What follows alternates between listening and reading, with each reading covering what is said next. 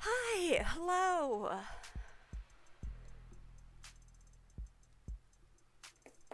Hi everyone. Is devil time. I'm very excited. Yes, Del Diablo. Um Before we get started, I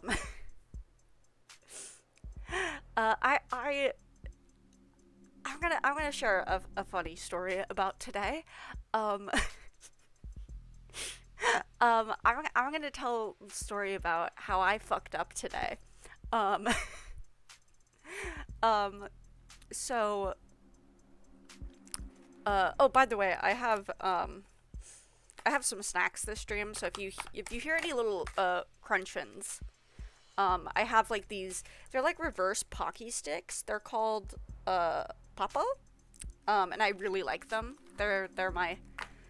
I think they're better than Pocky, honestly, but they're like reverse Pocky, where it's like pretzel biscuit on the outside, and then like there's like it's like a tube, and then inside is the chocolate filling. Anyways, they're real good. Um, so um, I mentioned that I have secured a job at the movie theater. I didn't fuck that up. Don't worry about that. Um, but I'm probably not starting until the end of May. And so I've kind of had family members be like, "Well, you should still be looking for a job," and they should, bring up other things and being like, "Oh, I'm sending you this job," and like in this like implicit way of like clearly they're not satisfied with the job that I have found for myself, even though I'm satisfied with it. And it, it I'm doing fine money wise, and I don't know if they know that. Like I have a good amount of savings. I'm able to collect unemployment until I start at this new job. So like like things are totally fine. I can like help them pay with rent because they like my parents need help with that because like of the way that the way that the rent's going up and shit. Um but okay, so not a fun start to this story, but all that being said, is I had some other jobs where I was like, that I had applied to and I had, thought like, maybe if they call me back, I will think about going with those other jobs instead. I was out on a walk today. And while I was out on a walk, I had my headphones in. So I immediately heard when I got a phone call. And the phone call, normally I wouldn't just answer random phone calls. I usually just let everything go to voicemail. But the number was in town. So I was like, it might be the movie theater. So I answered it, you know? Um, it was a different business in town wanting to do an interview with me. But it was not one of the businesses that I was hoping would call me. In fact, the problem the problem was that this particular business, this is like a chain business, so you had to go on like their online portal in order to apply, which is really annoying to have to do that. This is why I like applying to like local businesses more, because it's usually like you can just like easily fill out a little application on Indeed. You don't have to like make a account on the website and like manually fill in like your whole employment history and come up with like a password for the website that has like a special character and numbers and like one capital letter and like all that bullshit. Anyways, Streamlabs is being fucking weird again. Um, but um, so the issue was that this particular company employee portal required your legal name and did not have any place anywhere at any point to indicate a preferred name. And I'm non binary. And although I lean, I keep on trying to tell myself that I shouldn't have to like downplay my non binariness just because I'm, you know, AFAB and a demigirl, but I keep on doing it anyways, and it's annoying. But anyways, the point is that I've changed my name a long time ago, and that was one of those things that I used to be a lot more like very adamantly gender neutral for many years, and now I'm okay with going by she her and stuff. But like one of my like just personal things is I will not go by that old name in a workplace anymore. And so I remember at the time when I filled it out, I was just like, well, I hope they don't call me, because that's gonna be like, I don't want to have to explain that, because like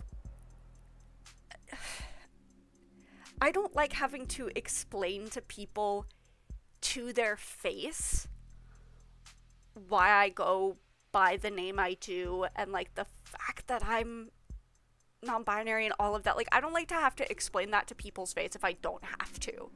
You know what I mean? And if I don't know what their reaction is gonna be. And that's why, like, on all of my job, like all of my resumes and stuff, I put my pronouns.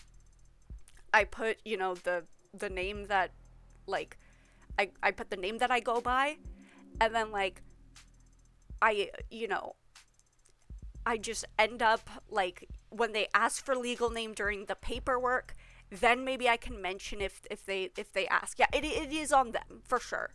Like every other like online portal that I did during this like process, like they were the only, and this is a big company by the way, I'm not naming what the company is, um even though I don't think that they would like get on my case for it or anything, but like I'm not naming it, but it is definitely a company that people have heard of. So it just seemed kind of a little bit wild that there was nowhere that I could indicate that at any point without having to like, I don't know, type in like my address bar, like by the way, I actually go by this name instead of my legal name. um they're gonna get me. But so what happened is I pick up the phone and this person goes, hey, am I speaking to dead name? And like when I hear that name referred to as me, my brain just kind of like turns off and I just go into autopilot mode. And that's what happened. So I panicked and I scheduled an interview with them. which hey, if it wasn't for the fact that like I would have to explain to a complete stranger's face that I'm queer, like, you know, like I wouldn't, maybe I would go and do that interview, although like to be honest, the idea of having to tell a company like, hey, thank you so much for your time, but actually, even though you like interviewed me and I agreed to work for you and everything, like somebody else gave me a better deal, so fuck you guys. Like the idea of having to tell somebody that also makes me feel like nauseous. But like if it were a company that I wanted to work for more than the movie theater, then I would do it. And there's a couple of places that I've applied to that are on that list. This place is not on that list. This place isn't on that list. They would probably also offer me minimum wage. Like the only thing that they have going for it is like it's kind of unclear if the movie theater is going to be seasonal employment. But so I was messaging my friends about this. I messaged them and I was giving them like all this stuff, and they were like giving me all this advice of like, well, you could do this, you could do that, and I was like, guys, I'm not asking for any of that. I am asking for somebody to validate me just wanting to ghost them. Because I can't see what the disadvantages would be of ghosting them. Like the only reason that I wouldn't ghost them, right, is to like do the quote unquote right thing and like be like polite and professional about it. And like this is not a place that I like even go to regularly. And even if I like went into that store, like they don't know what I look like. They don't know what I look like. So like, and like if I go, they're probably gonna forget who I was within like a couple of weeks. So like I was like, it's fine. It's fine. Like it's easier to just not do anything about it than like get on the phone and have an uncomfortable conversation, even if it is technically the right thing to do. And that's just kind of who I am as a person, I guess. Um, uh, Audrey in particular was like, putting Maud Audrey on blast right now. Was like, oh well, you can just like, you can just call them tomorrow and tell them that you got another job offer, like, and they'll just be like, oh okay, or if anything, they'll give you a better deal. And I was like, I didn't say this earlier, but I was like, I know that Audrey has like she's like level 100 when it comes to talking to strangers on the phone because her day job involves that. I am like level 2. If I don't have to talk to a stranger on the phone, I won't do it. All of my like whenever I get my medication refilled, I call in the middle of the night. I call in the middle of the night so I won't even have to risk like accidentally clicking like a wrong button and being put on the line with an actual person. um like the first thing that one of my friends said is like, oh like free interview you can use as practice, and I'm like, I'm not doing that because I would feel bad about it. I would feel bad about the fact that I'm going to an interview where I don't even want the job and I'm wasting their time. Like I would feel bad, and if they offered me the job, I would feel really really really awkward about having to turn it down. And I would have to consider like is it I would have to consider way too much if it's worth it to just because there's no way that I'm going there, like realistically no way that I'm going in there and being like, hi, yeah, actually by the way, I go by this name instead and also these pronouns, like not doing that. uh Audrey should be my secretary, honestly.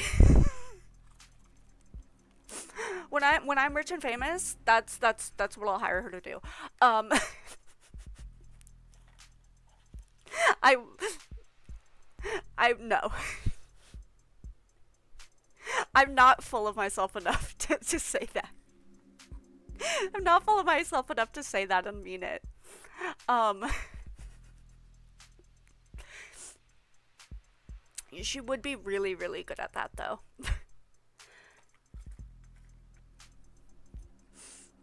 Oh my, Silk E wishes, stop.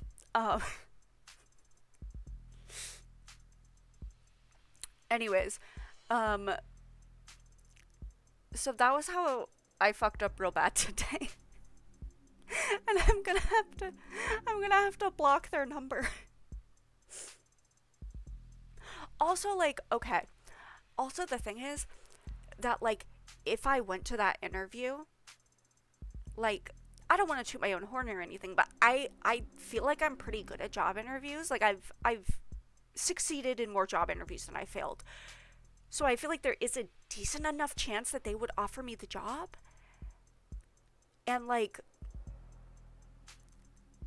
I would not be, like, I'm a terrible liar. I don't know if I've ever mentioned this. I'm a really, really bad liar. So I wouldn't be able to tell my folks that they didn't offer me the job. Like, if they asked, like, hey, did you get a call back about the job yet?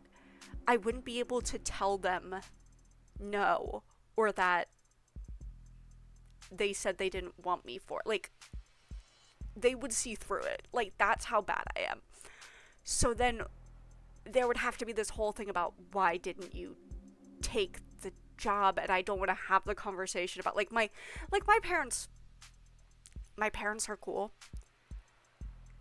but also, like, my parents have worked in, like, grocery for, like, 30 years each, and they genuinely think that, like, they seem to be, like, genuinely of the belief that, like, if you aren't suffering, then you're not really working.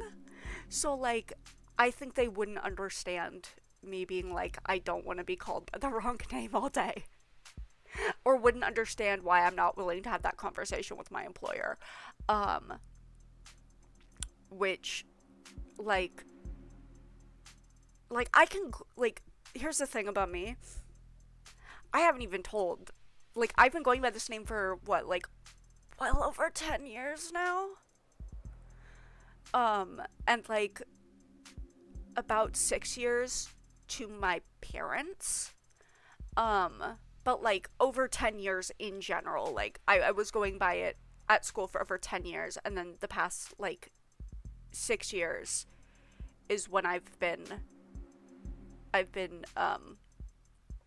going by it to my family members.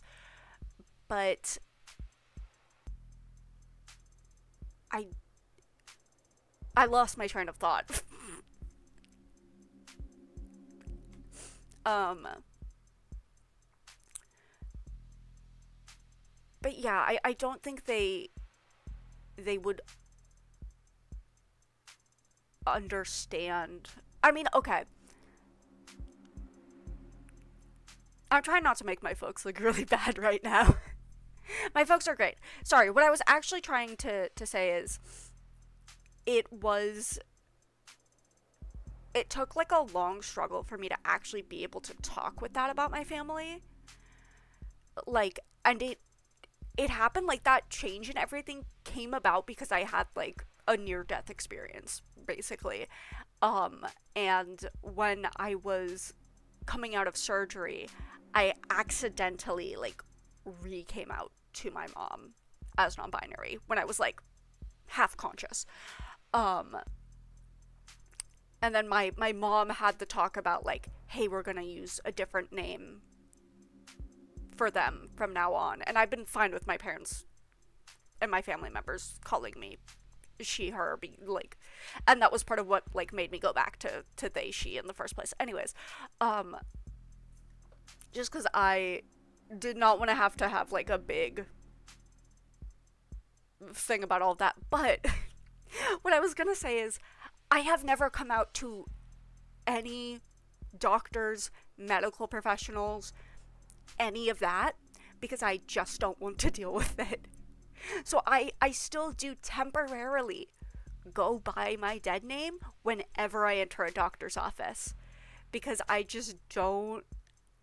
don't want to deal, and I have no interest in, like, I have no interest in HRT. I have no interest in, like, like, I would have interest in, like, top surgery if I weren't already, like Flatty McFlatterson. Like, it's just like it's just one of the where there's like there would be so little to take off. Like, I'm not inconvenienced or even really that dysphoric about how I look now. It's more just like a social dysphoria thing, slash I just like it more. So it's just like, why, like, there's never been any, like, imperative for me to tell a doctor about it, and it would just be, like, really awkward. And being real, I would probably cry. So, like, so I've never done it. This is just me, like, anyways, all of this to say that, yeah, all of the reasons why I was just like, oh, they're calling me by the wrong name, not dealing with that. Um, oh my god, okay. I'm having, like, this sudden random flashback to part of the reason that I, like, feel this way is because I had, like, some, like, kind of rough experiences during school in regards to my gender identity.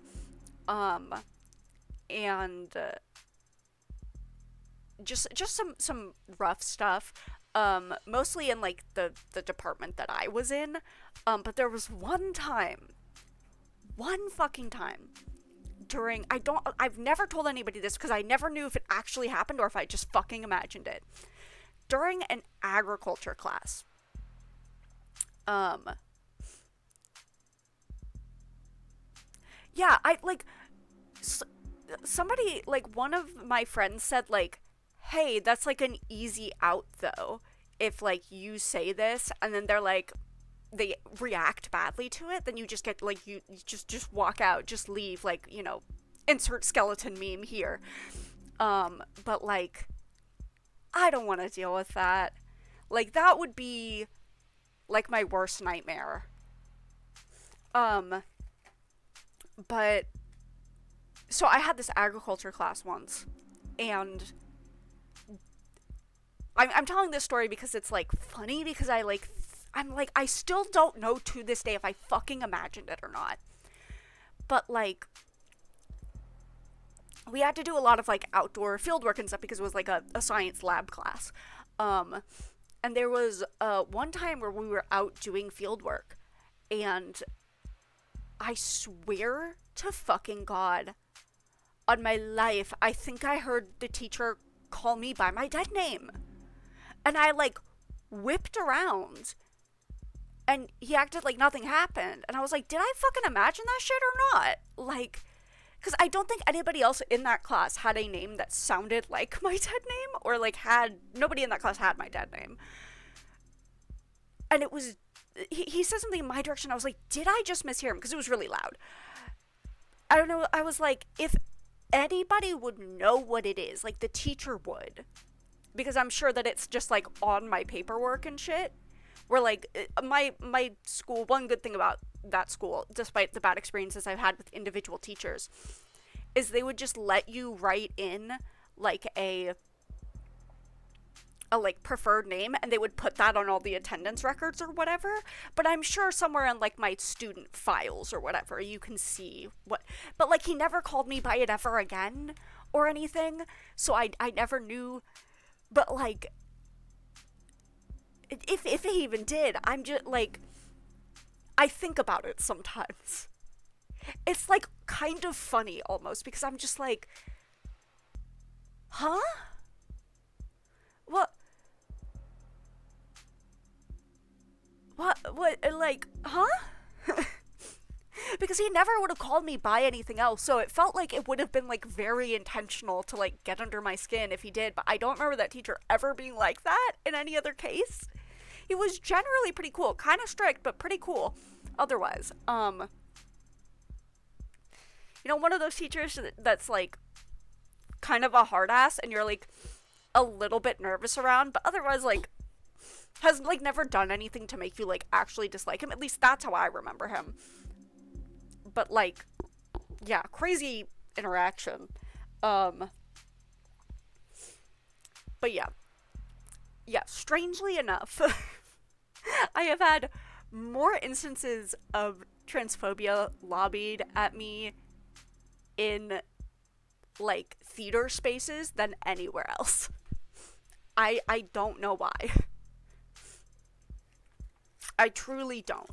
I think it's like the whole idea of like a group of people who think that they're progressive and woke, but like they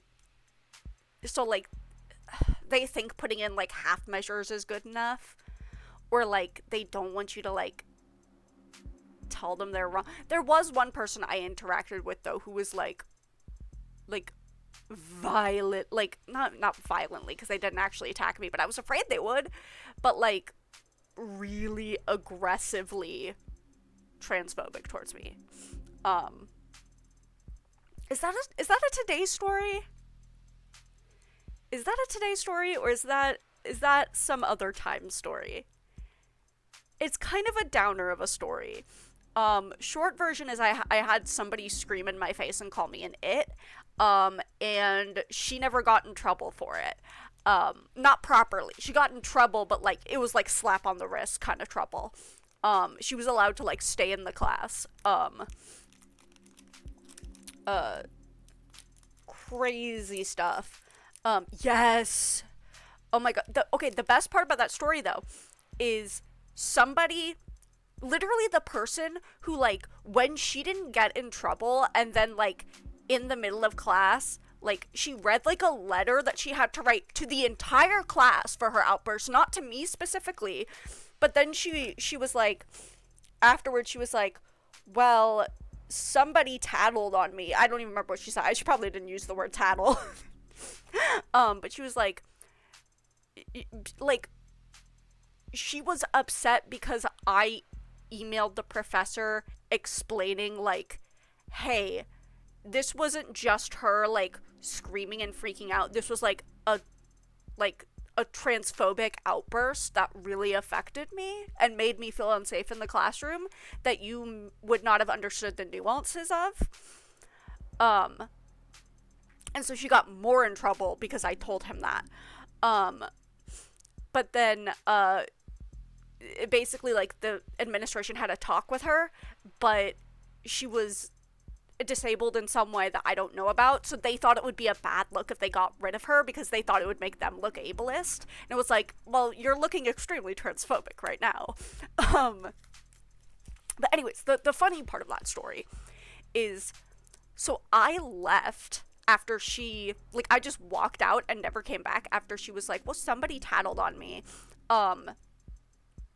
And I ran into another student who was like late for class outside of the classroom, and they like calmed me down, like, I was, when I was crying and everything. What I did not fucking know is that I used to do community theater with that person who like calmed me down while I was crying and everything. And I met them again during like a little reunion that we were doing, did not recognize them. And as they were about to leave, they were like, oh, by the way, everybody hated that bitch for the rest of the semester. And I was like, what? Oh my god, I didn't realize that was you. And then also, we ended up being in a class together later that was a really, really fun class. And they came out as non-binary. Like, like in between that time period. And we were like besties during that class. We were tight as hell. Anyways, so that's the fun part of that story. And they had a theory that that person was like actually like secretly like super closeted trans mask. My theory is that they were just a TERF. Or that she was just a TERF, but like, I mean, it can be both, but I generally don't like to fall to the theory of like, oh, like, you know, they're secretly just one of you and they're ashamed of it. Like, sometimes people are just hateful and they suck. Sometimes that can be true, but like, a lot of times people are just hateful and they suck. Anyways, of the devil. that was a lot of fun trauma dumpy stuff. No, I don't know if it's that bad. Oh god, I think I'm about to sneeze. I'm allergic to title screens, actually. Anyways, I'm so excited to get back to this, though. Oh my god. Beginning of episode 2 was so much fun, so wild. I'm so excited to get back to it. Hold on one second, though, because it is hot as hell in this fucky ass hot ass room I'm in. Give me just a second.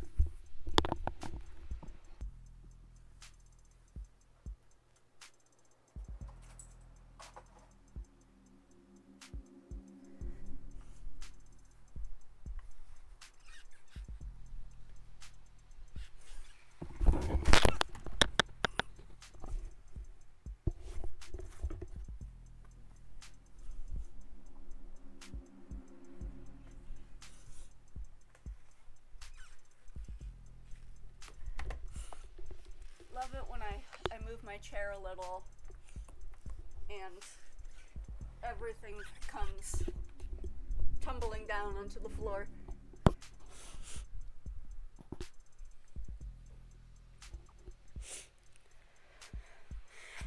yeah, no, I mean, like, obviously this was all stuff that I was probably gonna end up talking about someday.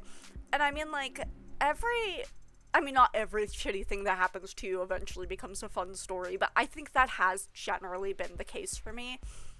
Um, I cannot tell you how many people I briefly mentioned, and I'm not going to get into it right now because obviously we're about to play a game, but I did briefly mention that I had like a near death experience. Um, that's essential Silky lore. The near death experience, essential Silky lore. That is the most traumatic thing that's ever happened to me. But it still makes a really good story, and I tell it to people all the time. I actually had no, I have a second near death experience too, but that one's not as fun to tell. I think was the first one or the second one scarier? I think the first one was scarier and makes a better story. Second one was more harrowing. Like, that one just, like, sucked to be in more and is, like, not very fun, and I don't tell people about. But the first one was much scarier because of how quickly it came on. Second one was, like, kind of like a slow burn if I knew something was wrong for a while. Anyways.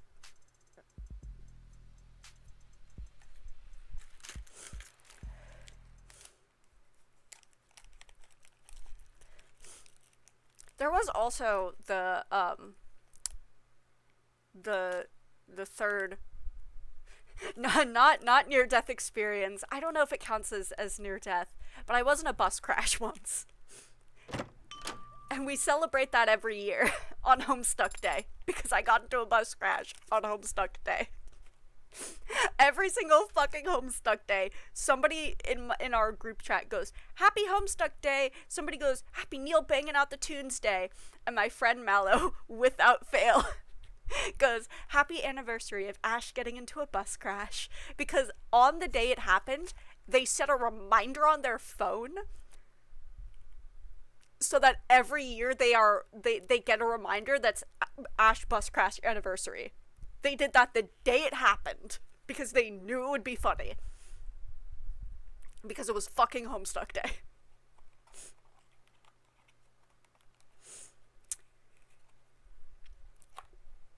But yeah, no, all of my friends are very cool about it, and like I think my experience of being like weird and hard on myself about it comes from the fact that I went backwards on it. Is you can spell crash without Ash. Hit it, Neil. And then Neil starts banging out the Homestuck tunes. But no, part of it just, I think, generally comes from the fact that I used to go exclusively by they, them, and I was very firm about that, and I got into conflict at school several times about being firm about my pronouns, and then later on decided I was fine with she, her again. And then so I was like, ugh, like I felt weird about that. The fact that I did that I had conflict related to this thing before, and then I went back on my word about it, and I sometimes I just feel like the people that I had conflict with would give me a hard time about that. I mean, they definitely would. The girl who screamed at me and called me an it would definitely be like a piece of shit about that, but I don't give a shit about her. But yeah. But they're literally one of my other friends in my friend group is non-binary in a very similar way to how I am. The only difference is using they, them more exclusively.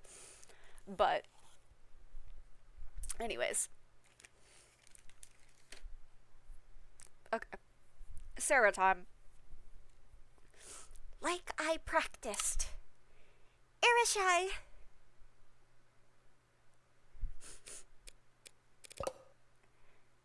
Pardon? Oh, pardon? I did the wrong.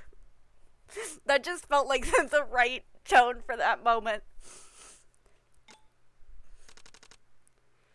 Keep working on it, kid.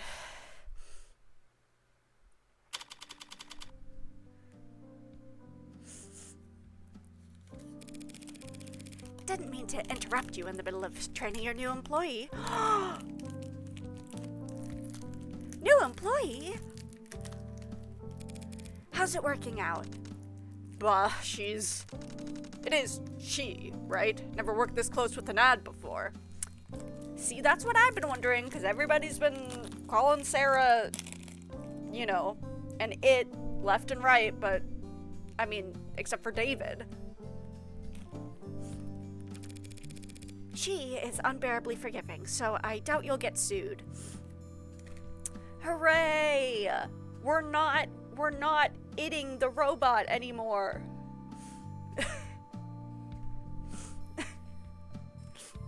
I mean, obviously, look, if Sarah was fine being called an it, that would be one thing. But, look, we did have all of that talk about me being aggressively called an it one time, but we respect people with its pronouns in this household, even if we don't necessarily relate.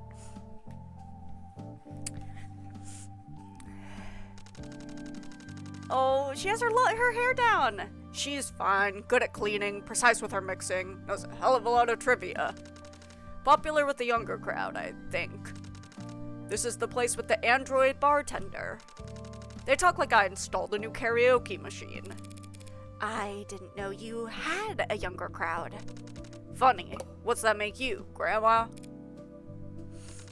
More of a learning curve to her than I was expecting. Did you cheap out on her base installs? It's like I have to teach her everything. No, I would say, when it comes to Sarah, no expenses were spared. Trust me, there's nothing cheap about Sarah. Exactly. Okay, Sarah. Yay! Look, there she is. Two Sarahs. Two Sarahs are better than one.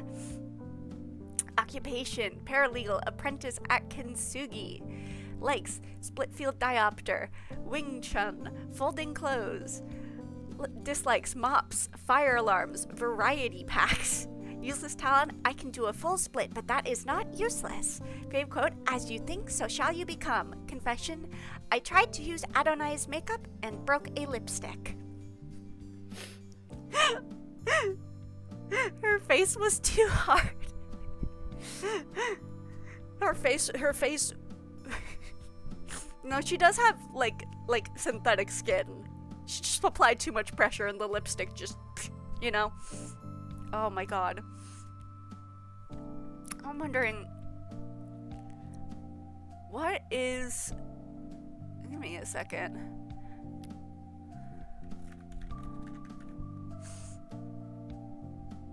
Wing Chun is a southern Chinese kung fu system.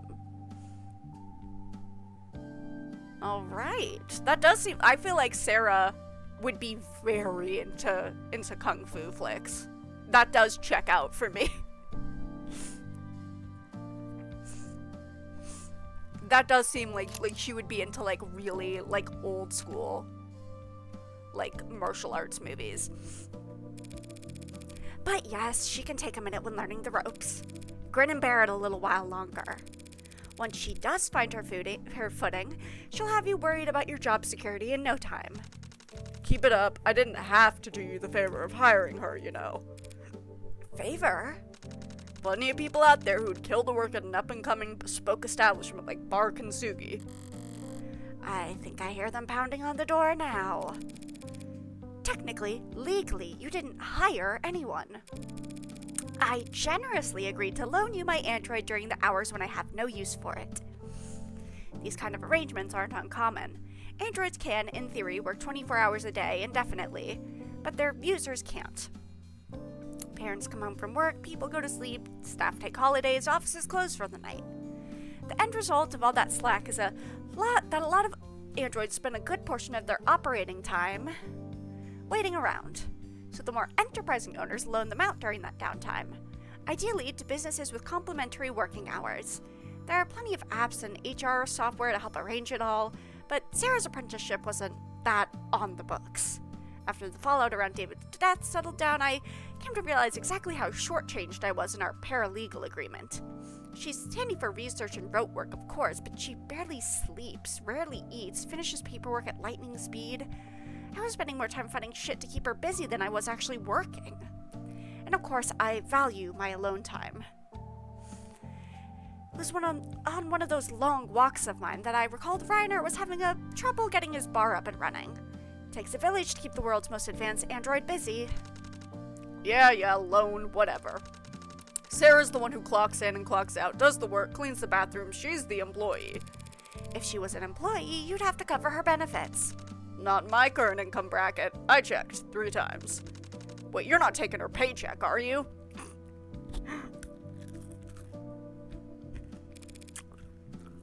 It's not a paycheck.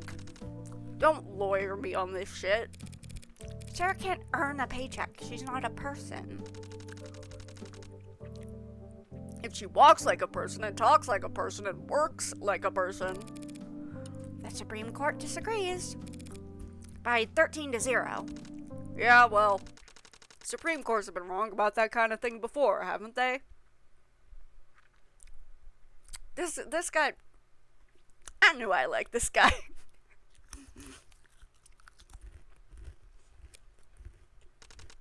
Do I hear a... Touché. Sarah, tell boss here what you spend your salary on. Reiner, boss Diamani, owner-operator at Kintsugi, likes libraries, boating, fast learners, dislikes marketing, solicitors, signing things. I like this guy. Collects ancient coins, pet peeve web pages that take too long to load. This guy's the shit. I love this guy. Don't mention Speedo, which Kintsugi site loads.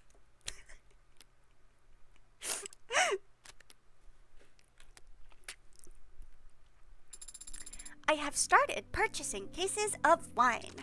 What? Wait, that's what those deliveries were? As the wine appreciates, its resale value will increase, especially if I can predict which vintages will be in high demand. Since I don't have a bank account, I can't earn interest in the traditional sense, but if I stay up to date on the sommelier reviews... So you'll resell the wine at a profit, and what'll you do with that money? She's so cute. Stop it, you're making her depressed. I did also purchase a cache of sheet music. What? What for? Practice? You're muttering. Forget it, none of my business. Speaking of business, this place isn't exactly packed. Well, are you volunteering to help with that? There are lawyer bars, right? Right? Where all the lawyers go after trials? Kintsugi could be a lawyer bar. Yeah, those lawyer bars are usually close to the courthouse, though. Just don't. Everything's signed and paid. I can't think about what ifs on location anymore. This is the spot that was available, and I need a soda water with all this stress on my stomach. Sarah, 10 bar. Ahem. What are you buying, stranger? What was that? Boss has been teaching me barside manner. He says that his clientele expect a certain degree of maturity when they come here. And so you're using a deeper voice. Is it not working? Please let me know when you're ready to order.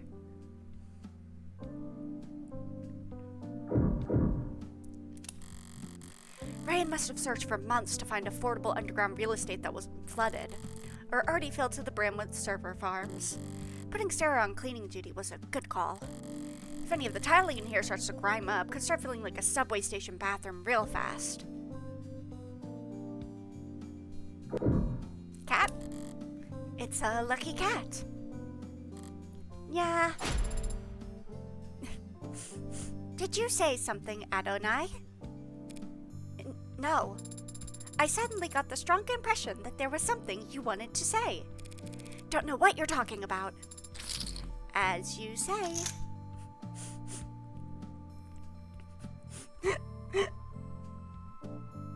I also did know, because I looked at the, I've scrolled through and I looked at all the the keychains that are available. I knew that there was a cat at some point during this episode that I was supposed to interact with. So I guess that's the one. It's a well-stocked bar. Got tea and coffee too, if that's what you're into. Nice ambiance, soft lighting, warm on a chill night, and cool on a hot day. Now all that's left to do is wait for the customers to stream in. Any day now.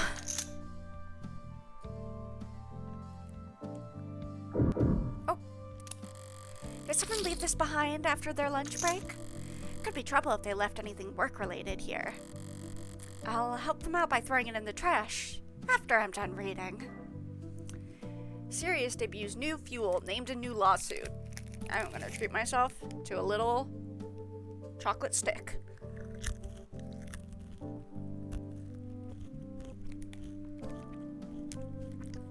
Yummy. Says Sirius debuts new fuel named a new lawsuit. Last month, Dr. Sirius made waves in the scientific community for the dozenth time in their storied career. Oh, this one is weird. Okay, no, I got it. Sorry, the scroll bar was being funky. When they announced that they had patented the process for distilling a new helium-based fuel, one intended to replace hydrogen in combustion engines, ranging from personal vehicles to full-size freighters. Only a few days later, they made headlines again when that patent was leaked to the global net. Now, Proteca, an investment firm and longtime financial backer of Dr. Sirius, has filed a lawsuit alleging not only that Dr. Sirius failed in their responsibilities to protect their investment, but actually allowed the leak to occur. Sorry, putting on lip balm. We sat down with Dr. Sirius to ask them to respond to the suit's allegation and to question them about their recurring legal woes. For those who may not be familiar, what makes your process for distilling helium fuel so valuable? In this world, if you're not plugged into an outlet, you're running on a battery, or you're burning fuel. Batteries are useful, but they scale poorly. A battery-powered phone is light enough to be weightless in your pocket. A battery-powered plane can generate enough lift to get off the ground. Now, aside from a number of closely guarded national reserves, there are no fossil fuels left. The wells were pumped dry years ago, so after we were forced to adapt into a rather abrupt period of growing pains, hydrogen has become the global standard for fueling long-distance machinery. Therein lies the problem. The plane I took to get here runs on hydrogen. It produces nothing but water vapor. What's the problem? The problem is the laborers running your plane before it took off had their fingers crossed the entire time, afraid that if the absolute grounding field failed, one static spark could blow up the whole airport. What makes helium superior? The helium-2 fuel we've developed is not pure helium, to be clear, but near enough. Unlike hydrogen fuels, what we've created is non-combustible. You could fire a flamethrower over a tank of it and remain perfectly safe. How does a non-combustible fuel power combustion engines? He2 is non-combustible, but in the presence of our specialized catalyst, it can be ignited to generate force comparable to, or in some tests superior to, the horsepower existed by hydrogen engines. What's the catch? So far, it's expensive to distill, and the catalyst materials are even more expensive to produce. We have yet to even simulate a profitable commercial flight, for instance. That's a pretty serious catch. Steel wasn't profitable for the Bessemer process. Things panned out for the steel tycoons just fine. Are you hoping for someone else to do that? Improve upon your process? I know where you're going with this, but the answer is yes, of course. I'd be overjoyed for someone to improve upon what we've built. It's essentially what Proteca has accused you of doing, isn't it? Leaking your data intentionally so that others around the world are free to start experimenting with it? I don't think it's legally wise of me to try and summarize Proteca's lawsuit against me in my laboratory. Listen, energy is limitless. It cannot be expended. By that virtue, there cannot be a scarcity of it. You will never have a monopoly of it. And since it is infinite, the correct market price for it will, over a long enough time scale, trend to zero. I don't think I'm being cynical when I say there are people who don't like that very basic math. I'm going to stop you there because you're getting into our next topic, your politics. Do you consider yourself a political person? No. Are you, or have you ever been, a member of the Communist Party? No. Do you believe science should be apolitical? Yes. So why is it that you are so frequently invoked as an example of the liberal bias in the sciences? These sciences these days getting too woke. Science is not political. Science is progress. Moving forward, learning more about our universe, deepening our understanding of its mechanics, and that process will never be conservative. Science doesn't move backwards. Calling all conservatives backwards is not what I said, but you're free to interpret as you'd like. What's not open to debate is this. What makes something science has nothing to do with who works on it. It has nothing to do with class or power or money or even majority rule. Science is reproducible. No miracles required. Miracles are prohibited. If one person can do it, anyone can do it. And so science is inherently egalitarian. Someone feels that because of that, science has a bias against them, then that speaks only to their own politics and not to the feelings of the scientific community too. Log into your Review Plus account with your passkey or net provider to finish reading this article and see so much more. Yeah, it feels like a real intentional place to cut it off. For a pop-side figurehead, Sirius sure keeps busy. Guess I don't have any evidence proving they aren't legitimately brilliant. But I can't take seriously anyone who guest stars on TV that much. Can't deny they seem to be making progress with new kinds of...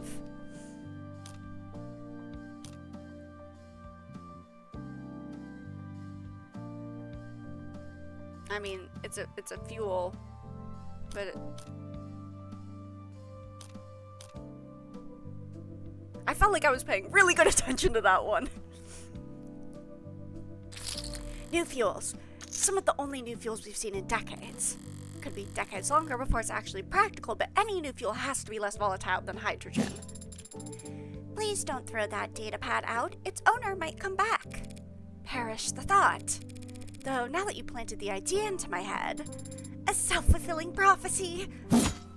Oh my god, that was so loud. Oh my god, did that jump scare anybody else? Why was that sound effect so loud? Oh my god.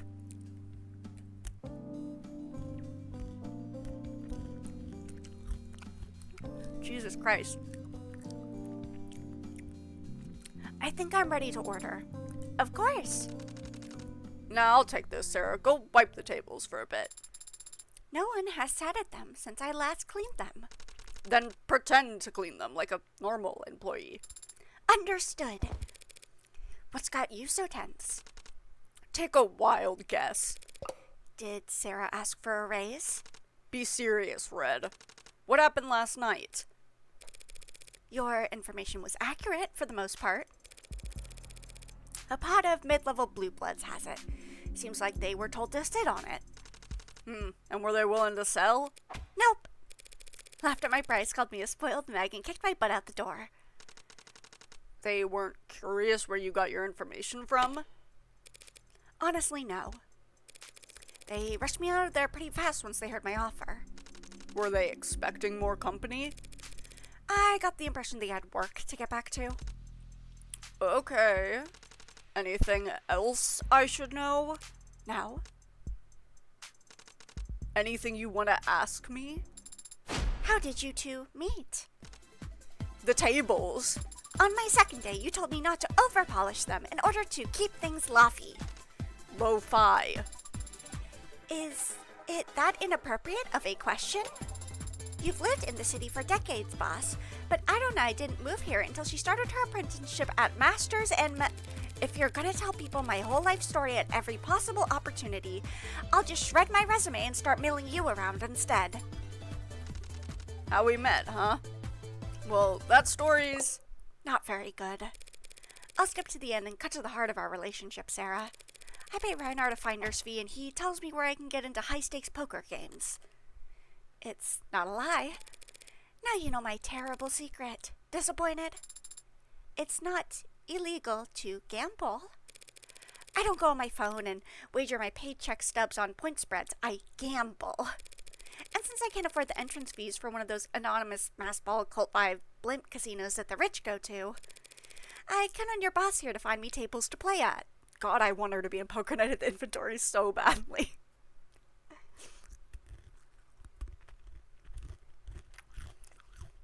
I haven't even talked about... Hold on. I haven't even mentioned my, dream poker night at the inventory table here. If you don't know Poker Night at the Inventory, um, game made by, I always want to say that Valve made it. No, it's made by Telltale. Um, Game made by Telltale, that involves characters from different properties all playing a game of poker together that you play with them, obviously.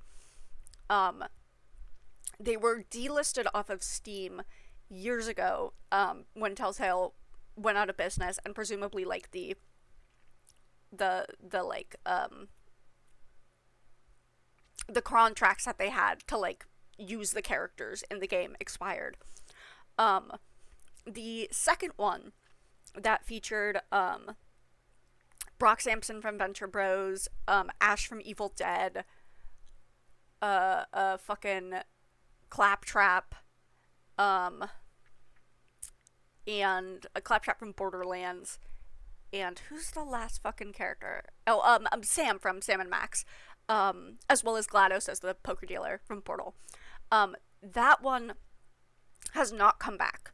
But recently they remade the first one, which, yes, there's, Tycho from Penny Arcade, Heavy from TF2, Max from Sam and Max, and, Strong Bad from Homestar Runner, all playing poker together with you, which I have been playing lately, and it's extremely fun.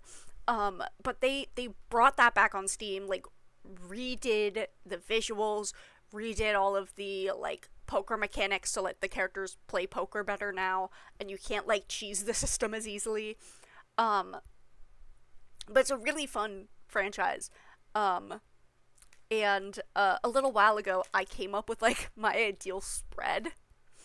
Yeah, Strong Bad is great. I'm not, like, I didn't grow up on Homestar Runner personally, but he has charmed the hell out of me in the game so far. He's so fun. The last time that I won the other day, it was a showdown at the end between me and Strong Bad, which was lucky because he's one of the worst poker players at the table. I managed to get the better guys out first. But so my ideal spread for a hypothetical poker night at the Inventory 3. Morgan would be there. She would be at that table. She would be so good for that franchise because she canonically likes to play poker. She likes to gamble. Like, she would be so good as, like, the, like, really, like, the hardest character at the table to beat. I know, for Morgan to join, Of the Devil would need to really pop off. I do have an alternate female character player pitch, which it is technically a less obscure character, like, depending on what circles you run in, but still would be a long shot, and that would be, Dina from, the webcomic Dumbing of Age, which I am a huge fan of. That is like a fucking it's been going on for fucking 15 years, and the characters existed for longer because it is an AU of this guy's, like, it's a college AU of previous webcomics that this one guy did. Anyways, really good webcomic. Dina is, like, this, like, autistic college student who's obsessed with dinosaurs, and she's the most charming character in the entire webcomic. Everybody fucking loves her. I have a plushie of her in my room, that's from Makeshift, that they only made, like, 500 of. So that's what happens when you are a fan of a webcomic for, like, 10 years. And they finally release merch other than physical books, which I really want the physical books because they have, like, all of the, like, bonus, like, Patreon strips in them, and they have, like, commentary and shit, and I need to buy those books someday. But anyways, who else did I say? Oh, I don't even watch Smiling Friends, but, like, I know Smiling Friends would be, like, the perfect, like, fit for that game, because a lot of it is, like, oh, the characters like having interesting conversations with each other. And Smiling Friends' whole thing is that it's known for like the characters having like these silly cartoon characters having like really realistic, natural sounding conversations. And apparently, Zach Hadel, the voice actor for Charlie, thinks it's really funny when characters lose all of their money. So he would definitely, like, he would in a heartbeat be like, yes, please put him in the game. So, like, my pitch is that Charlie would be there, but also Pim is in the background, because in the second Poker Night at the Inventory, Sam from Sam and Max, the dog from Sam and Max, is at the table, but Max, the bunny character, is just sitting in the background because he was in the first game and they already had the models for him. So they're just like, so like Pim is just like hanging out, because I think their dynamic is really funny to watch from what I've seen, and I just think that having somebody who's like much more reasonable and doesn't fit in the setting would be really funny. So he's his designated driver, because Charlie is planning on getting absolutely trashed. Um, and fucking who was my last one? Oh, Medic from TF2. Um, oh, I did also say Dina was my backup choice for Robin. Sorry. So Medic from TF2, because apparently they were planning on putting him in Poker Night at the Inventory 2 at one point. They considered it. And also, like, I just really like Medic. I have a soft spot for TF2. I really love all the characters in TF2. But I think Medic would be the other most interesting person to put at that table, and I would really love to see him and Morgan interact. Because they're both evil motherfuckers. And I love them. But sorry, then actually my other pick would be Robert from Dispatch. Because like I said, it was made by Telltale employees, so they would have, like, it was made by Telltale. Now it was remade by Skunk Ape Games, which is former Telltale employees, so they would have an in with, you know, Ad Hoc, which is also made out of former Telltale employees.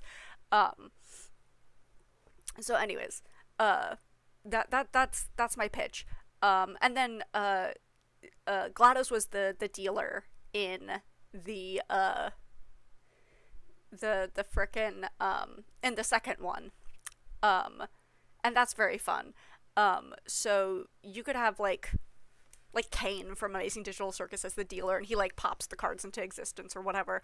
You could have anybody as the dealer.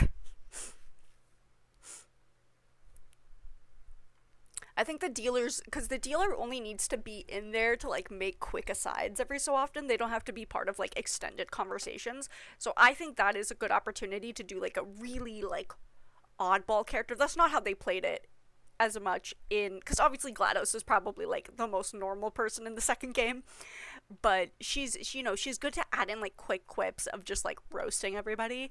But you could do the opposite and make it somebody who like speaks in like a lot of non sequiturs. Anyways,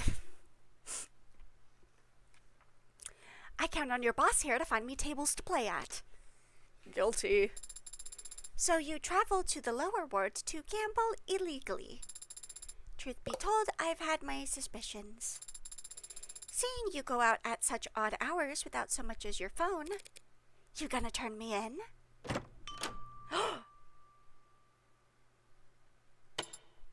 Irishai! Or is it more firm? Irishai. Two firm-looking men in finely pressed black suits with shades tinted so dark they must need modded eyes to be able to see from behind them. Despite the subtle color palette, they stand out. It's hard not to in clothes that look that expensive. Clothes with some kind of pin on them. Matching pins. More emphasis on the raw. Oh, thank you. Think I just heard the delivery drones bumping around outside, Sarah. Would you check out the back? Your vintages might have arrived. Go on. Please excuse me, then. Afternoon, then, gentlemen. What can I do for you? Mr. Diamani, pardon us for dropping in without first making an appointment. No trouble at all. Still getting the place cleaned up. I'm awfully embarrassed that I failed to realize the property lay within your borders. If you'd come with me to the back, I'd be happy to settle whatever debt. We look like petty landlords to you. If you owed us tribute, you'd know it by now. My mistake. Well, if you're here for information, I'll gladly wheel and deal. How about you? Hi, Skates! We're not here to shop, either. We're here looking for Morgan. Well, that name ring any bells, Mr. Diamante? Right. Listen, boys, I'm not sure... Sorry. Had something blaring in my earbud. I'm A. Morgan, Esquire, specifically. How can I be of service? I mostly practice criminal defense, but I do offer a few other services. You two look corporate. I can recommend some good workplace attorneys. Got a business card somewhere. Do you think Morgan has ever seen American Psycho? What do you think Morgan's opinion is on Patrick Bateman? Getting ready for your flight? Oh my gosh. Where are you going? And travel safe. Travel safe. But also, if you're going on vacation somewhere, then have fun.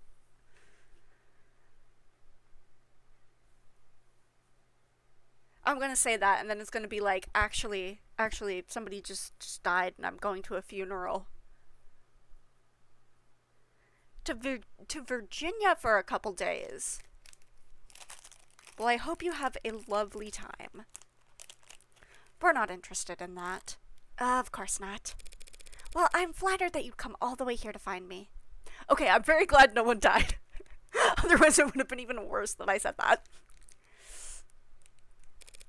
You must have already tried the home office. We can set something up for... You need to come with us now, ma'am. Hey, I thought you said there was nothing I needed to know. Business day is over for me, gentlemen. Can this matter wait until tomorrow? Does it look like it can? Great manners, this one. Time sensitive, then? My rate will have to reflect that. 2 birthdays? Okay, well then definitely have fun. Send us the bill. We can afford it. Music to any lawyer's ears. So, who is we, then? You think you're funny? Compared to you. Morgan, these fine gentlemen are from House Ikaria. On occasion, information you went out of your way to collect in previous episodes will unlock new dialogues. Pays to stay informed. I'm familiar. You are? I've seen their name in the papers. Plastering their name all over uptown opera houses and homes for the sick or whatever. Though I didn't recognize that name when those blue bloods were cursing it last night, so maybe that propaganda's working. Doesn't matter how generous they are at galas, they're still the richest and most powerful criminal organization in the city. Rich and powerful, why bother with the criminal qualifier? Ahem, sorry. Might I ask about the nature of this engagement? The situation is developing, Mr. Diamante. We appreciate your patience. That's not what you want to hear. So I gathered. Your presence has been requested at the family estate, ma'am. For business, or, The Ikaria are always business. Shall we get you your coat? Such gentlemen. I knew those suits weren't just for show. I can see myself out just fine, though. Adonai? What's going on? Are you going somewhere? That's why they pay me the big bucks. These men are very athletic. Perhaps I should come with you. If they want to arm wrestle, you'll be the first to know. Call me when you get there, yeah? If I'm actually in danger, I won't even be conscious when I arrive, but I appreciate the thought.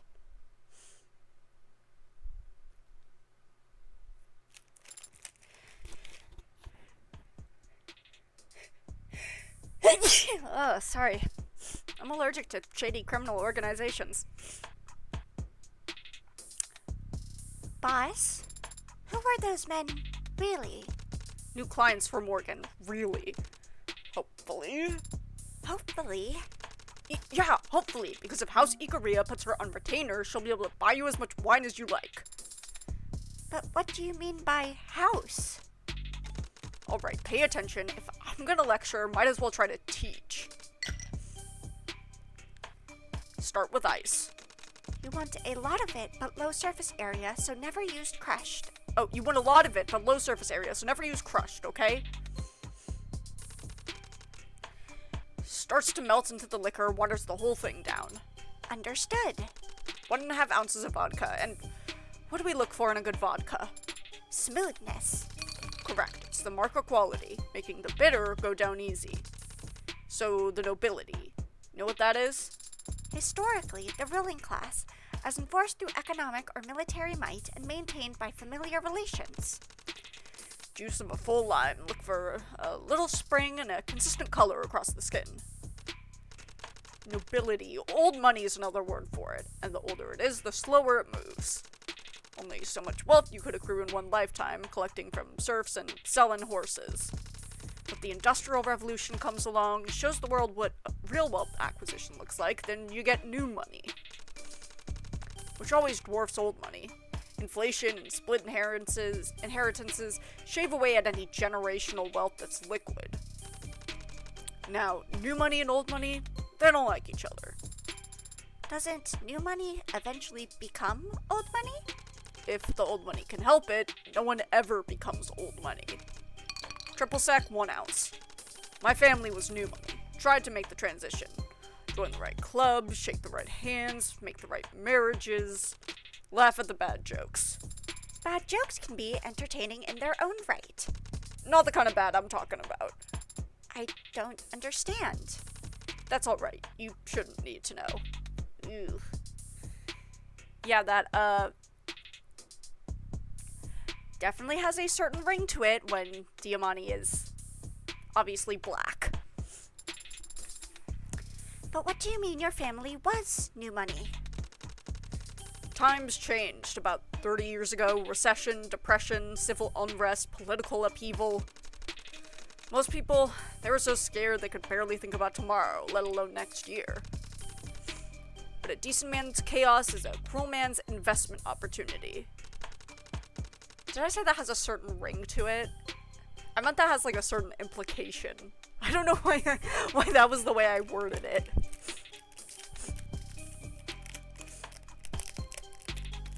But yeah, I mean like old rich people, mostly white, gonna say some fucked up things in the company of a bunch of other old rich white people.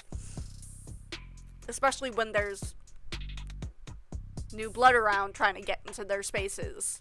They're gonna make jokes that they mean a lot more. You know, it's that kind of shit where it's like, if somebody criticizes you for it, it's like, oh, I was just joking, but like, if everybody laughs, if everybody goes along with it, like, you were being serious and you mean it. You mean it. You're only joking once to get you in hot water kind of bullshit. That's what I'm picking up, at least, from what he's putting down. So while everyone else was panic selling off anything they could to buy food and water, I literally today watched a video where somebody called it Schrodinger's douchebag. A certain type of personality was buying, for pennies on the dollar, as it were. Give me a pull from that lime, as shallow as possible. Any white you see is just bitter. 1 ounce of gin. They were rough years, but they passed. And at the end of it all, some were left standing with a lot more than they came in with. New money. A new kind of money. A new nobility. Neo-bility, if you're writing a think piece. Remember them talking about... Oh. Yeah, okay, we know what data pads are. They're, like, yeah. Yes, I remember seeing this.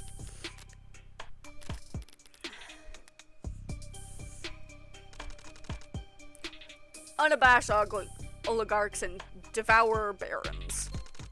The governments of the world try to re-privatize the industries they had taken over with emergency powers. They were there to snatch them.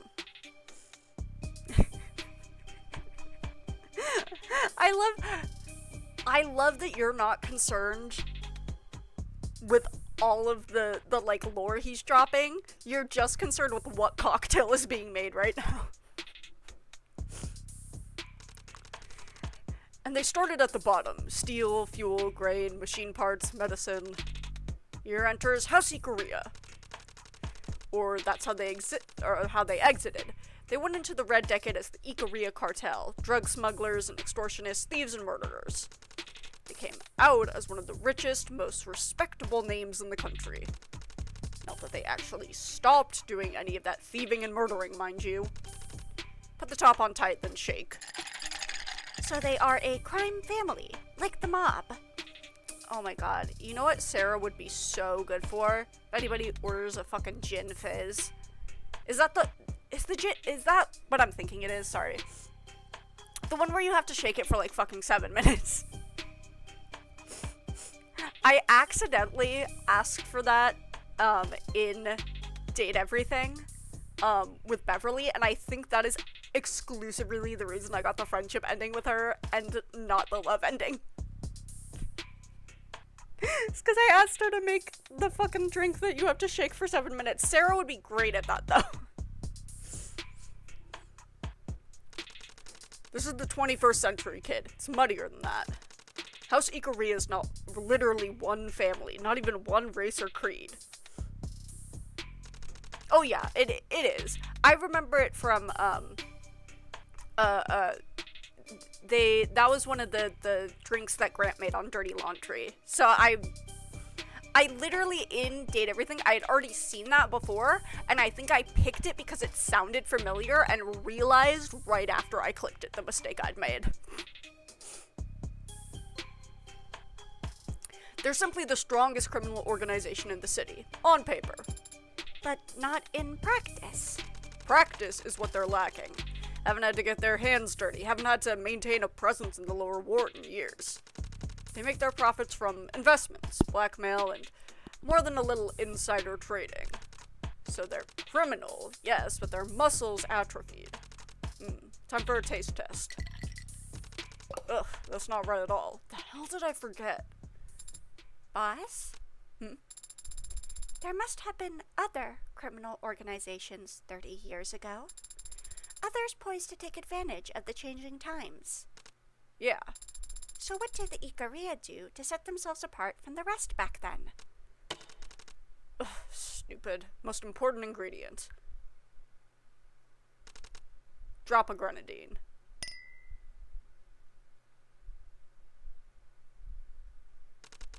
The Lady Maria.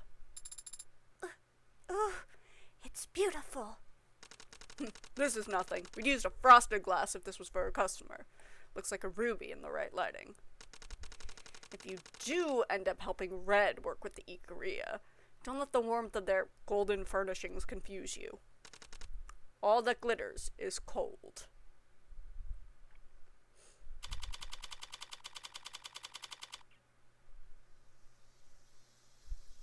Oh my goodness. We have not seen a background like this before yet. I don't think the whole time I played those first few episodes, I saw a clear sky once. I don't think I saw daylight once. It was a quiet and uneventful drive in the back of the limousine. I also feel like I didn't see plants once. But that's probably untrue. The privacy, at least, was nice. But with Abbott and Costello riding in the front, I had no way of getting information out of them, not even passively. So instead, I spent the whole ride trying to play out all the different ways that this could go. I haven't liked any of them so far. I suppose I should have felt relief or gratitude when we pulled up outside an imposing skyscraper instead of an alley. Oh, there's fishies. There's fishies in the water. This a koi pond? It's beautiful. I suppose it's a good sign that no one's put a bag over my head or stuck a needle in my neck. But I don't feel like celebrating. For all I know, they really don't have a clue about what I did in the lower wards last night. This is lovely though, Morgan. I'm having a great time. Just enjoying the scenery. It's beautiful. But for some reason, they place their attention on me. And there's little I hate more than unwanted advances. I'm also not a fan of being made to wait. Why am I just sitting out here? In here? We were too late. Only by a few minutes. He filled the time slot. Already? Then we've got no chance of... Maybe if his other meeting went well. Are we on hold, gentlemen?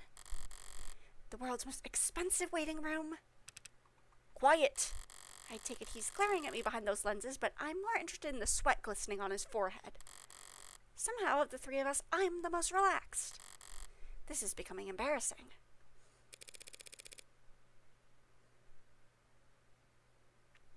Oh! So the Lady Maria is more in-game lore. Either a specialty cocktail that Diamante has crafted, or it is a cocktail that has been invented in the many years since. The many years that take place between our timeline and this game's timeline. Can I at least take in the view while we're here? You can take photos if you like, so long as you're quiet. Really? No, your phone won't work in here. Go figure. Oh yes, I would love to take a look around. Okay. There's some sort of ceiling. The illusion isn't unimpressive, I guess. Windows into the heavens, sparkling like raindrops across a puddle. Yeah, okay, we still haven't seen a clear sky. Might even be appealing if it wasn't trying to be something it's not. You look up and see hexagons above you in the lower wards, too. Rich or poor, people just can't imagine themselves under an open sky anymore. Not even in their wildest dreams. So we haven't been seeing sky at all. Jeez. I didn't realize we were living in the goddamn Tokyo residential complex. If I weren't hyper aware of the flickering sky hanging over my head, this could make for a lovely watering hole. But those probably aren't even real fish down there. Oh my god, robot fish? Literal children are capable of keeping goldfish alive, so of course the 0.1%ers can't manage it. Maybe they'd spin it. When their pallid bodies float to the top because some idiot raised the water temperature 2 degrees, they'd certainly be easy to scoop out. If you're an impatient, undignified idiot, you could argue that it's even an efficient way to fish.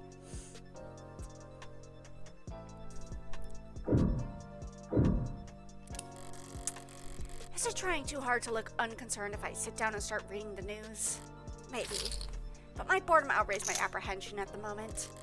Not my fault that they failed to be successfully intimidating. PSS propositions City ahead of next month's convention. Next month, the city will play host to one of the most competitive political conventions in recent memory, with Senator Maythings expected to face significant opposition from party outliers before securing his nomination. But while the broader nation eagerly anticipates the oncoming political circus, city officials are already under fire for a supposed lack of sufficient convention security.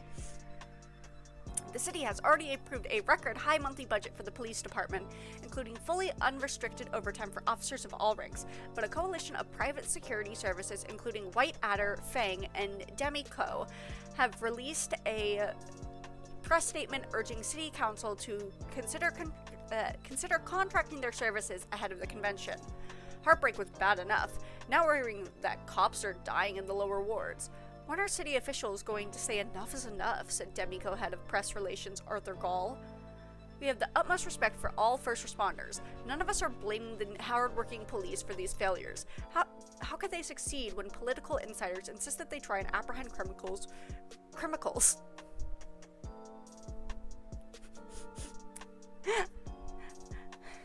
When political insiders insist that they try to apprehend criminals with the one hand tied behind their back.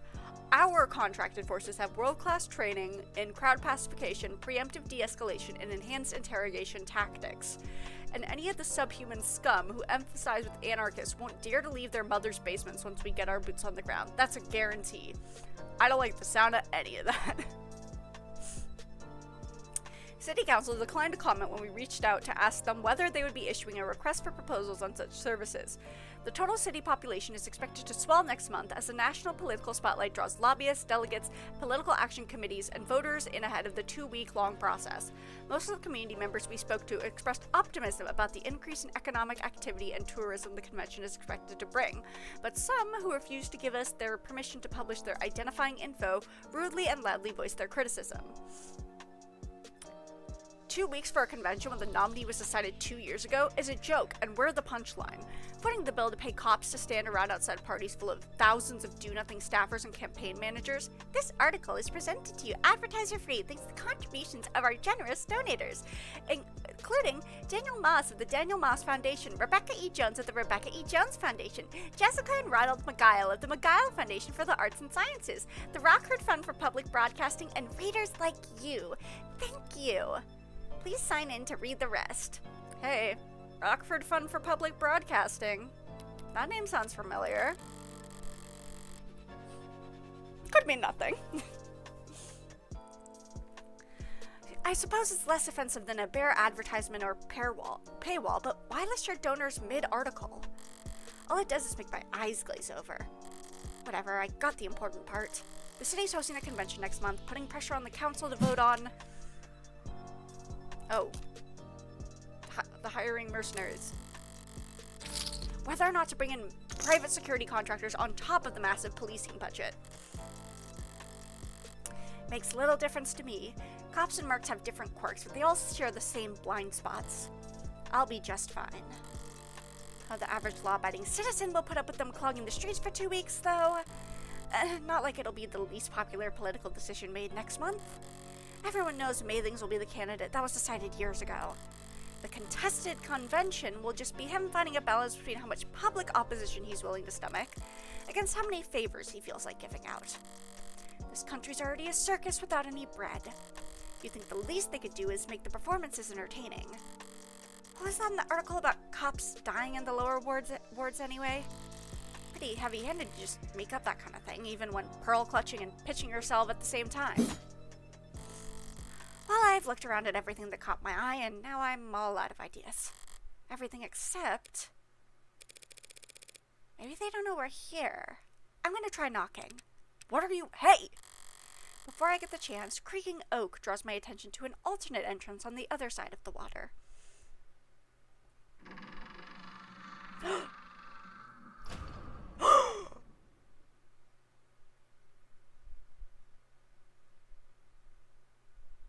Is that a vape?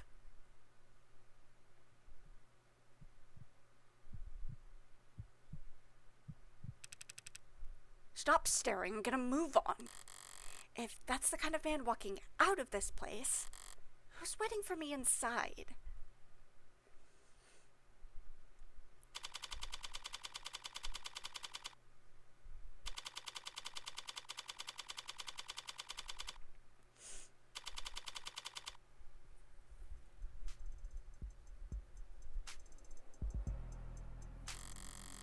Pomp and circumstance, ceremony and ritual. For some reason, I thought that the Mafia, of all people, would be a little more efficient in their execution. A little more honest about what they are. Evidently not. Artifice with every glance, costumes and makeup abound. Is this disappointment? That even here, in the supposed bowels of the underworld, there's no escaping the etiquette of it all? She's the one? Doesn't look like much. Suddenly their posture stiffens even further, a true feat. Their necks suddenly turn to a pair of doors in the back, each of them attuned to some signal I'm not receiving. Be still, the young master arrives.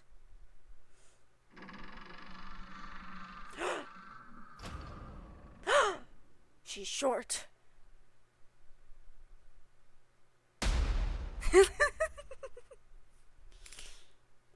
You're late. Hold on, wait. Young master, sir, oh, it's a boy. Sorry. Everyone slow down. We came as soon as we found her, sir. This is just some sassy lost child. Silence. Yes, sir. What time were you told to return by? Okay, it took me three. It took me three dialogues, but that's the voice I'm going with.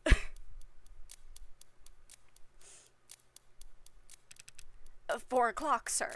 And what time is it now? Permission to check my phone. You're late. You were tasked with finding one woman and bringing her here in a timely manner. Sir, you'll speak when I tell you to and not one word further, or else I'll have your teeth removed. By way of curbside. Gulp. Is this a prank? Am I being recorded? He who wishes to fight must first count the cost. So says Sun Tzu. Please let this be a prank. Audrey, I'm doing Fuyuhiko right now. That's the voice I'm going with. Okay? Without wanting to throw my throat out by getting yelly with it. Okay? And I don't think you can fathom the cost your tardiness has incurred. If the lead up to my execution is just some kid reading from Art of War, I might just... What is the number one rule in this family? Timeliness, sir. When money gets wasted, it can be replaced. But time only goes one way. It's always running out. Also, like... The second this fucking kid walks in, and they're calling him Young Master, and he's super short, and this whole thing has big Yakuza vibes, and he's so baby-faced that I thought he was a girl at first. Obviously I know who the inspiration is, it's written all over him. My fucking Fuyuhiko Kuzuryu loving ass is already holding him in my arms and gently rocking him to sleep. Like, I trust me, I know what I'm doing here. And this is already my son. The loss is permanent. Every second wasted is a scar on this house's face. Timeliness is next to godliness. So say I. Oh, God. So if you two ever waste my time, the house's time again, expect to be dragged through hell. I'm already there. Now both of you get out.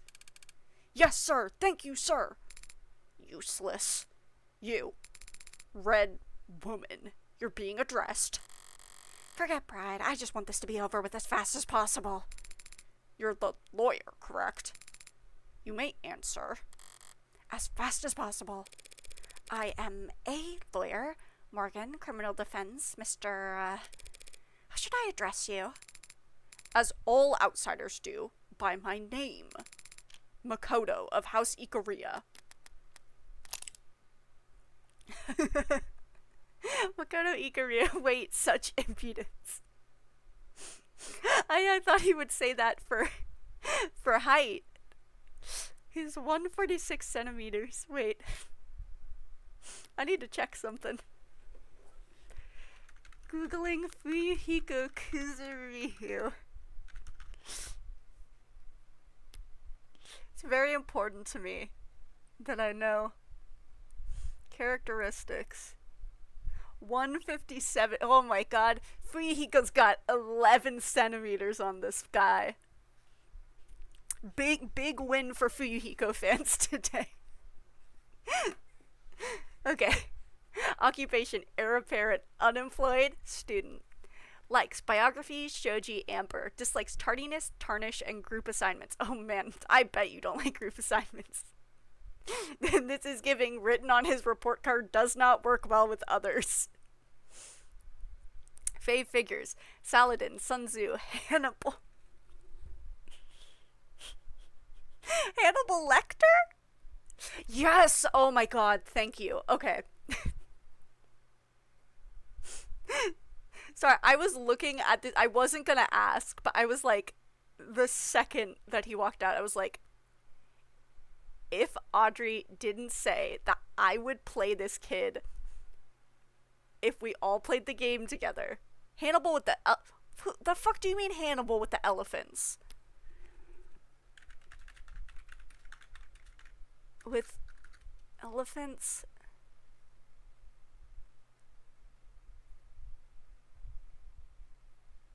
Hannibal the Great. Okay. I feel like you have to specify. I feel like you really have to specify. Favorite phase, Vae Victis, literally woe to the conquered. Relaxes by building and painting models.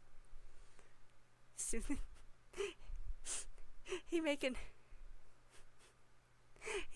building Gundams?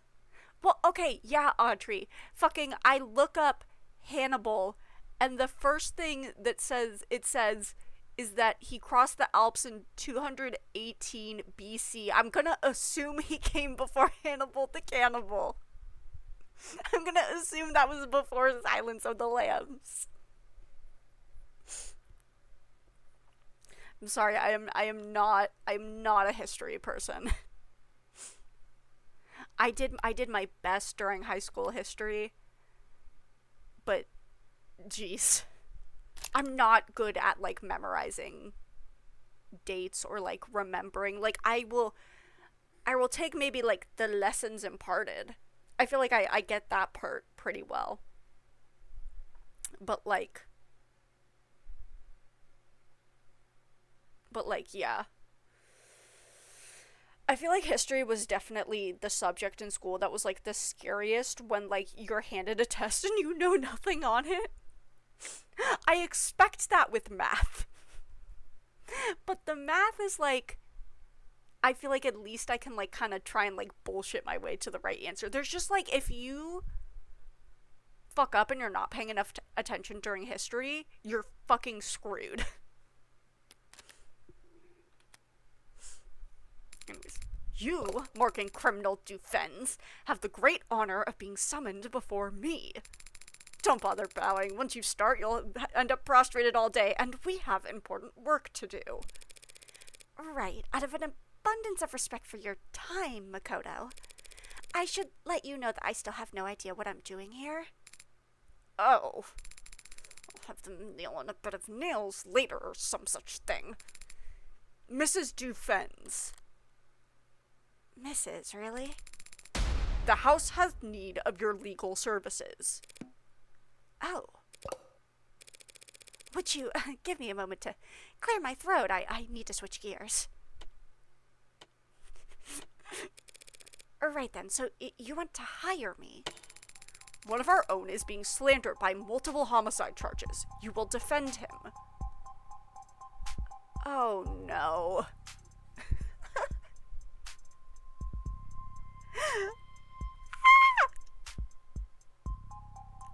Morgan, this is direct fucking karma for you taking that heartbreak case earlier. Direct fucking karma. Because now the same thing is happening to you again without your permission.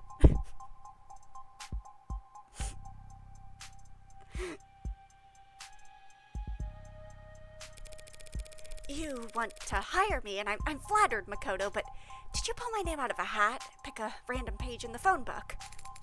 I have many books on my phone.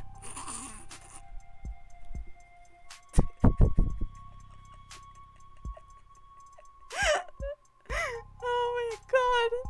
He's so cute. I do so much reading. You don't even know how much reading I do on my phone. You got books on your phone? I have many books on my phone. Libraries full of esoteric knowledge spread across countless tomes. You will have to be more specific. Sorry, I misspoke. What I mean is, this is House Ikaria. You must keep a small army of lawyers on retainer.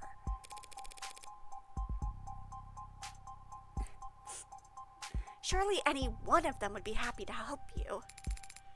True, we have lawyers. Competent ones, expensive ones, and some who are both.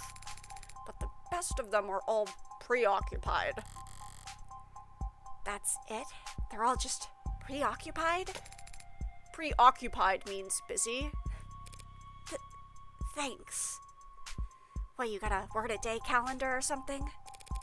But I'm still not sure how my name specifically was... Do you have a customer survey you want filled out, Mrs. Dufens? You were recommended. What does it matter how it came about? Normally, it wouldn't matter. But when the client I'm recommended to is one of the richest, most well-connected families in the country, it gives me pause. I don't have any friends in high places. Not anymore. Yikes. That makes it hard to see this as a favor. Not when my employer doesn't even know my goddamn name.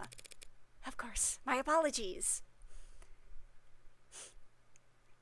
Is he calling her Dufens because he thinks her last name is literally defense? As in defense attorney? Because Morgan is her last name. Of course, my apologies. No doubt you have other questions. Very well, I'll permit you to ask them. Such a gentleman. Sounds about House Ikaria. If I wasn't brought here because of what just happened last night, then this is just another job. Meaning all of this, starting back at the bar, this has all just been their idea of a power move. Thank you for insisting that I get to visit your estate in person. It's beautiful here.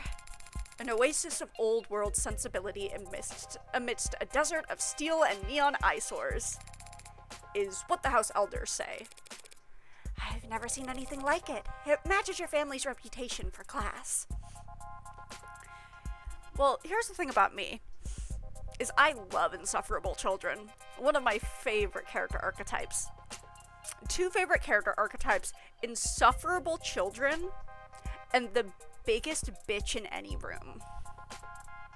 Like, mwah, I love them so much.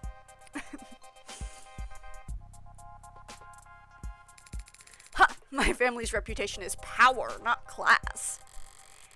I take it a step further and guess that you're renowned for violence rather than power. But that's a moot point. Violence can be classy. Oh, you'd know all about that, wouldn't you?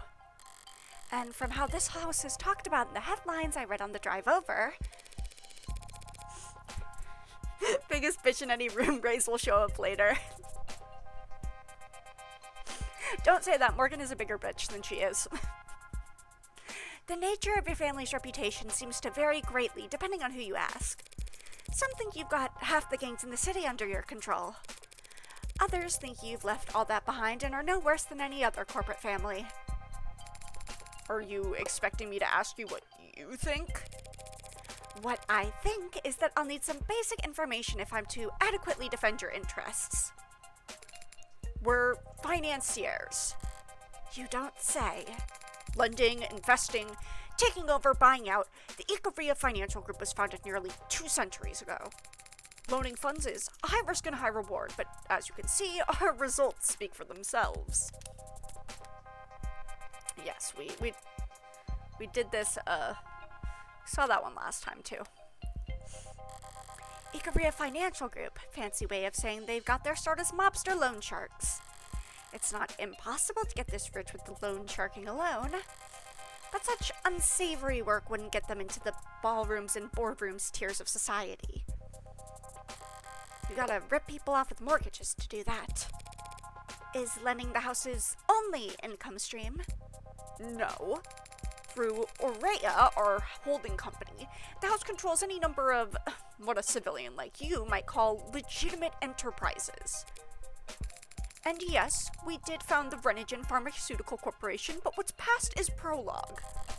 Renogen, they're a drug company, one of the biggest. You're saying you've no relation to Renogen presently. Oops, give me a moment.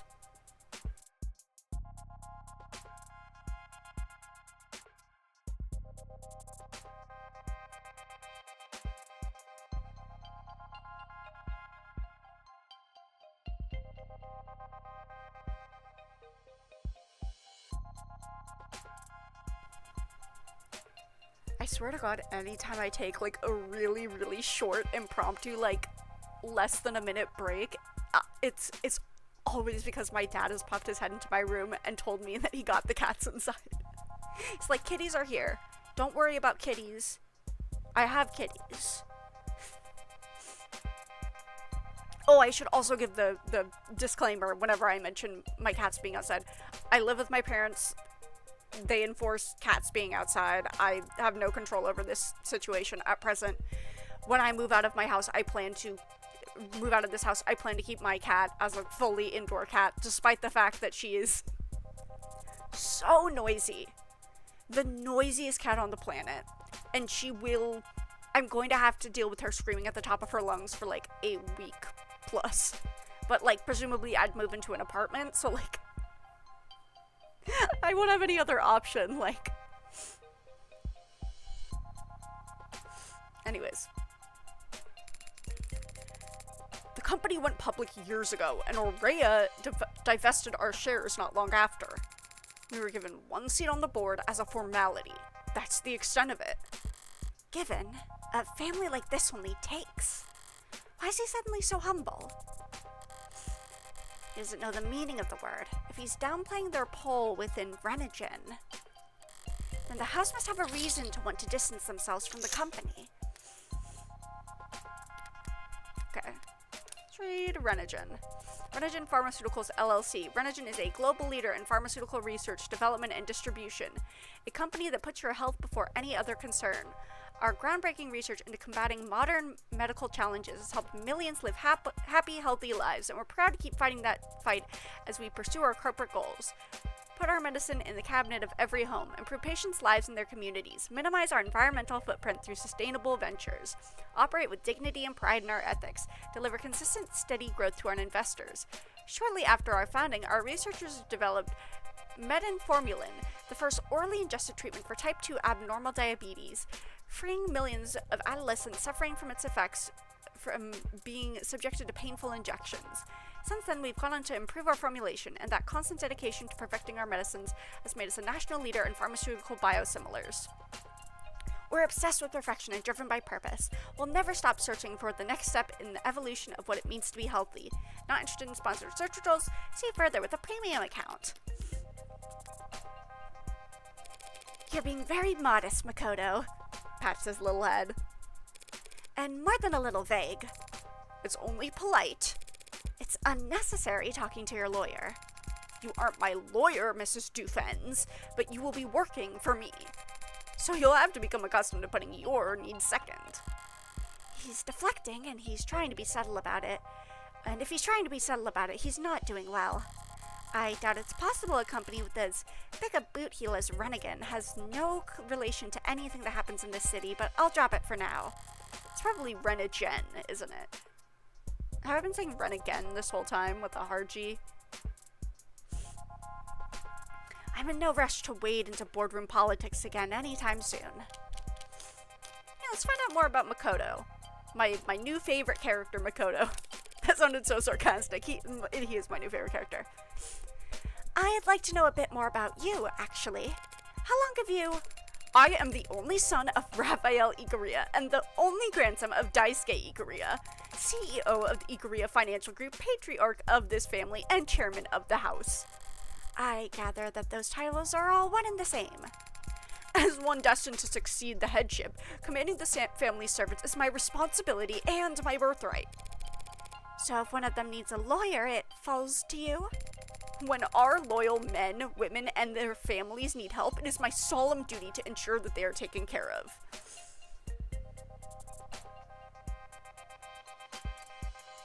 Oh my god.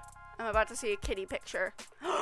Sunny Kitty! Oh my goodness. That kitty is just having the most wonderful time in the sunshine. Beautiful cat. Beautiful, beautiful cat. He was so ready to talk about himself, you're right. And your age? I'm gonna take a wild shot and say 14. He's giving 14-year-old energy. What a boorish question. I knew that peasants raised outside our stratus had little understanding of the finer things, but I assumed that one with a law degree would be educated enough to know what is and isn't appropriate to discuss. Just because I am younger than some does not mean that I am any less capable of managing the people who work for me. Does it, men? Sir, no, sir. You definitely command their respect. That is no coincidence. One of the most frequently noted characteristics of great men who have remained great is loyalty to their subordinates. So says George S. Patton. That's so interesting. Did you learn that in middle school history class? This is an important point. Perhaps another quote is called for. I don't think that's necessary. I'll grant you another. If soldiers are punished before they have grown attached to you, they will not prove submissive. And unless submissive, then will be practically useless. So says Sun Tzu. Back to back. Yes, a second quotation was called for in this instance, if only to emphasize to you that no one stays useless to House Ikaria for very long. One way or another. But, like, he is 14, right? I think I nailed it. This manner. I'll admit I was a little taken aback to step off an elevator and into your enclosure out there. The gardens? Yes, our groundskeepers work hard on them. Does the illusion of the sky come from a live recording of somewhere else? Or is it generated programmatically? That'd take quite the equation. It is impressive, yes. As for how it works, I don't have the technical minutiae in front of me at the moment. That's okay. Of course it is. A lion does not concern himself with the exterior decorations of the sheep. It's your exterior and your decorations. What does it matter anyway? No, don't punt him. Don't. This is my boy. I'm holding him gently in my arms. Why would you ever? He's just a baby. He's just a little guy. He's a little guy and it's his birthday. Okay? You wouldn't punch a little guy on his birthday. You wouldn't punt a little guy into the stratosphere on his birthday, would you? If you wanted the specifics so badly, I'd have one of the servants put you in contact with the contracting firm. That's all right. Something tells me the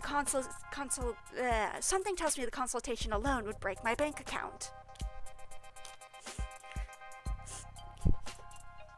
I'm always the person where somebody's like, I want to punch this character, I want to punt them into the stratosphere. I'm like, no! How would you ever say that?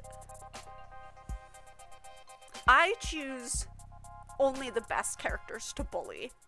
Okay? And it's not the ones with smug auras, alright? The type of characters that I bully is the Magician Arcana and Persona. Those are the type of guys I love to bully. I love bullying me a Yosuke Hanamura. I love bullying a Morgana. Junpei can stay. Junpei can stay. I won't bully Junpei. Junpei's been through too much. The black suits. I do appreciate the warm welcome, Makoto of House Ikaria, really. But legal consultations are usually more, private than this. Are we certain we need the peanut gallery?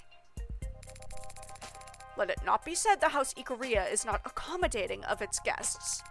We're more than capable of compensating for this nut allergy you allude to. That's so sweet of you. But do all these guards really need to be present for this conversation? If you're referring to the additional security, it can't be helped, circumstances being what they are. Circumstances? And if you're referring to my retainers in general, then I suggest you step back into the garden and take a deep breath.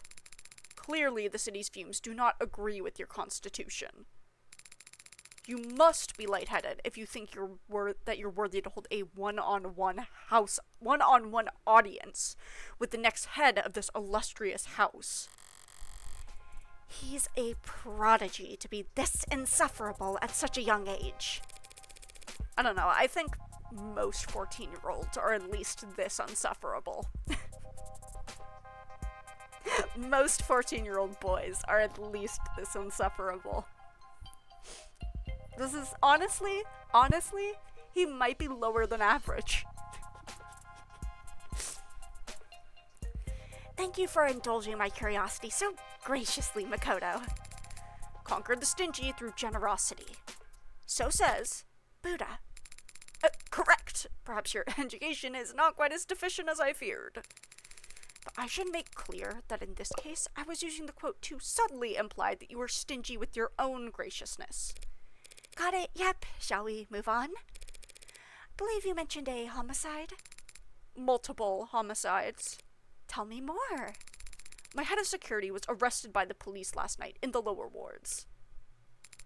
They found him brutally beaten, drugged, and tortured. And instead of bringing him straight to a hospital, they arrested him for murder. He's been framed, and you must prove his innocence.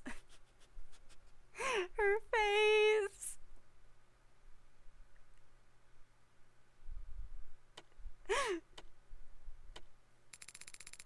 Is there something wrong with your voice? Is this that peanut allergy you mentioned? No, I just lost my train of thought for a second there. I'm not used to my luck changing this fast.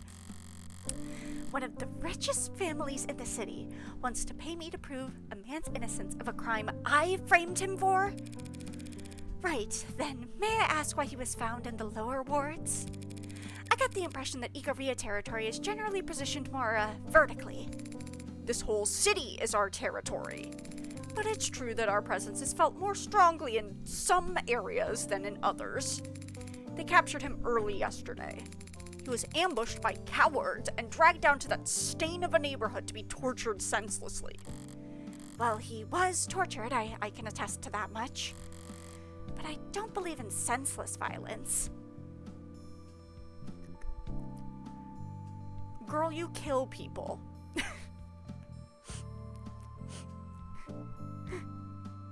Girl, you shot you shot 6 people in the heart. You shot 6 women in the heart because they looked like your coworker. You shot 6 people in the heart because they looked like your coworker who you have homoerotic tension with.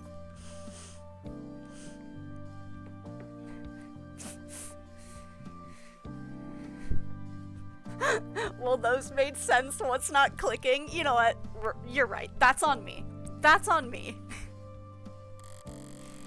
There's always a purpose, and it's usually staring you in the face. Okay, so she doesn't believe in senseless violence. She doesn't believe senseless violence exists. That makes a lot more sense. People just don't like making eye contact. Do you have any idea why he was taken, or by whom? It was the Blue Bloods. They made no effort to hide it. In a worthy opponent, I might call that commendable, but knowing them, they're just too stupid to value deniability. I'm sure.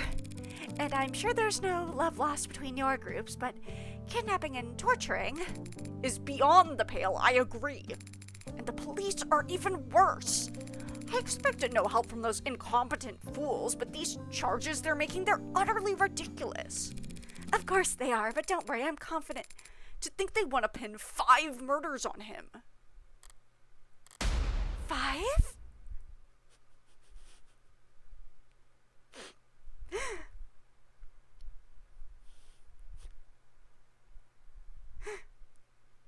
What's going on here?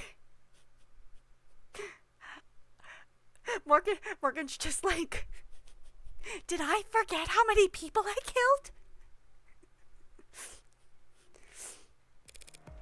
Did you say 5? Yes, 5. It's absurd. I can only take credit for 4 bodies. Acting so high and mighty, so affronted, so eager to blame us for the death of one of their officers. A dead cop?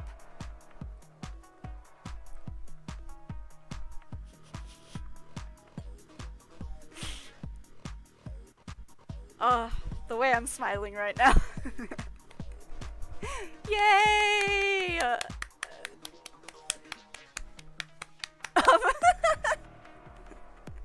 Officer down! Woo!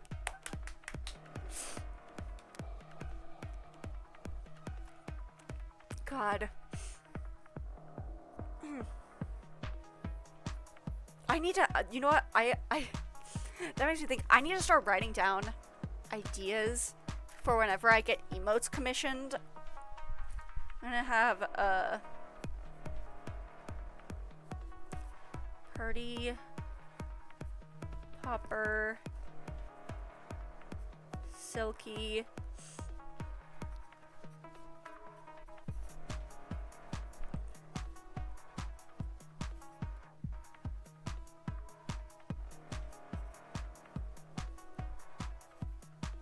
okay.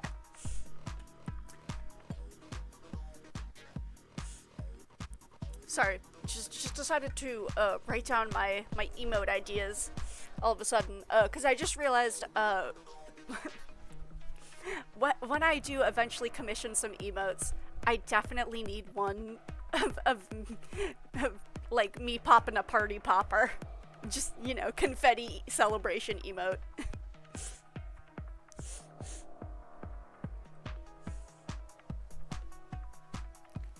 A dead cop? Is this what those mercs were advertising themselves with? What do you mean, one of their officers? Was there a UC or...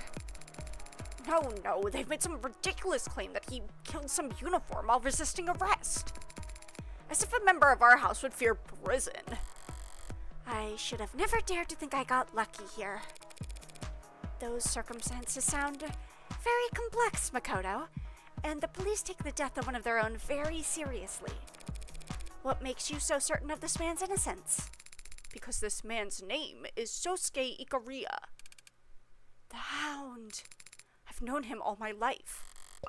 All 3 or 4 years of it. Girl. He's not. Morgan looks at this like 14-year-old and just sees a little toddler walking around holding a big lollipop with one of the little like spinny propeller hats on. That's what she sees through her Morgan vision.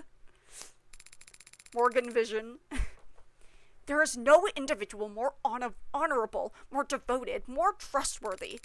Not once have I ever known him to be violent, impulsive. He didn't do this. I know he didn't do this. But proving that is your job. About that, I haven't actually accepted the job yet, Makoto. But you will. If for no other reason than because we shall pay you more than you customarily receive for a contract. Considerably more. Not everything's a question of money. Yes, your meaning is taken. It needn't be silver and gold. You'll have no complaints with your compensation. The favor of House Ikaria can go a long way in this city, as can our wrath. I don't appreciate being threatened. I don't find it funny, even coming from a kid. However, if the state thinks whoever killed those 4 Blue Bloods also killed the cop, I can't afford to sit this hand out. They'll go over every centimeter of that building. One wrong move, one hair out of place. If I lose here, I lose. Period. But if I win, throwing an Ikaria-sized wallet in the pot beforehand is all upside. I understand, Makoto of House Ikaria. I'll take Sosuke's case. You say that as if it were ever in doubt. A true prodigy. But he might be right. Maybe it never was. I chose to put that gun into this Sosuke's hands when I could have just plunged that knife into his temple. Maybe the line drawn from that moment to the razor edge I'm walking on now is perfectly straight. A line drawn from one point to another is always perfectly straight. Not where you're concerned, Morgan. A better metaphor would be a bullet's trajectory. For all the talk of wind resistance and breathing patterns and the Coriolis effect and chaos theory, you can't exactly act surprised when your shot lands right where the crosshairs were pointing. Morgan's my last name, by the way, before you start writing any checks. You should have enunciated.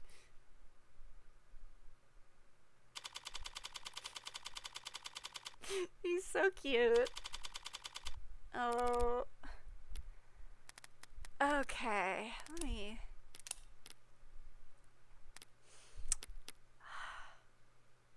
I'm not sure that I want to stop now, though. Because this is really good. We could go at least another 40 minutes. I'm just really enjoying this. Okay. We're gonna go at least we're gonna go at least another scene, okay? Unless the scene is like extremely terribly long and I get tired before I can finish it, but hey there, boss. Of course I'm fine. What did you think was going to happen? Yeah, all good news. I've got quite the paycheck coming my way. Maybe bad news for you if you get a large crowd tonight. Yeah, tell Sarah to meet me at the police station address I'm about to send. I've got work for her to do. There will be quite the paycheck indeed waiting for me, assuming I can win. But can I afford to accept it? Ugh. Hey. Oh, hey, were there any of those jokes around the office about your clients being connected to organized crime true? What? Is this some kind of honeypot? Trying to get a grasp on something. Now I know you're baiting me. World's easiest, that's what she said layup. I'd still basket that shit though, I don't give a fuck. Why do you make everything so hard? Come on. Like, come on, Freckles. Low-hanging fruit. I have no idea what you're talking about. Obviously. Why are you asking me about mafia shit, though? I'm working a case for the Ikaria, whom I assume you've heard of. Definitely. Under circumstances that are probably vulgar. Absolutely. Which you'd be happy to brag about to me. Anytime. But I'm not well positioned to turn down the job outright. So I'd like to know whether they'll be resistant about parting ways afterwards. Why? Do you not like getting paid lots of money? I don't like being chained. Fair enough. So you're like, just asking my advice? The aura loss is incredible. Not going to attempt to parse that. I doubt you ever could. My generation's sense of humor is practically impregnable. It was a very basic non sequitur, Auntie. It just wasn't funny. Not even. A non sequitur would be, what's the charge? That's just getting back on topic. The charge is homicide. 5 counts. You're probably fine. All the stuff you hear about mobsters being clingy with their lawyers, it's because they don't want anyone who's been through their underwear drawers running around, telling tales. Whatever poor fucker they pinned multiple homicides on is obviously not anyone important. I don't think he was framed. Girl, you know he was framed. Not by his own people. Nah, pinned as in stuck with. Like a chore. Powerful people, mob or no, if they get lawyers, it's for tax evasions and conspiracy charges. Dirty work's left to the pawns. And the whole point of a pawn is you don't have to think twice about trading them off. All right.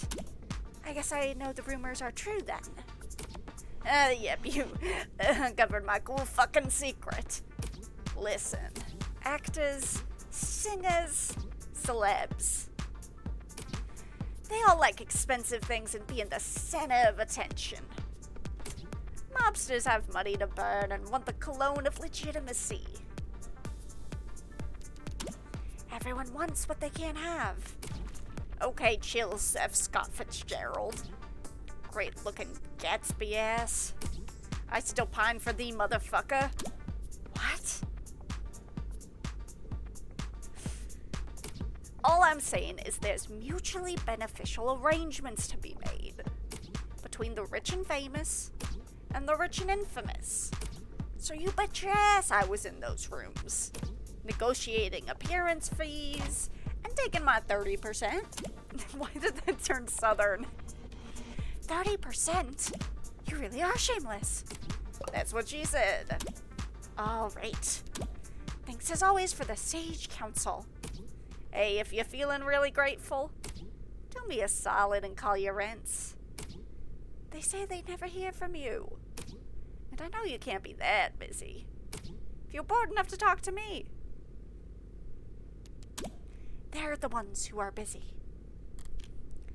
My mother hugged me a sufficient amount.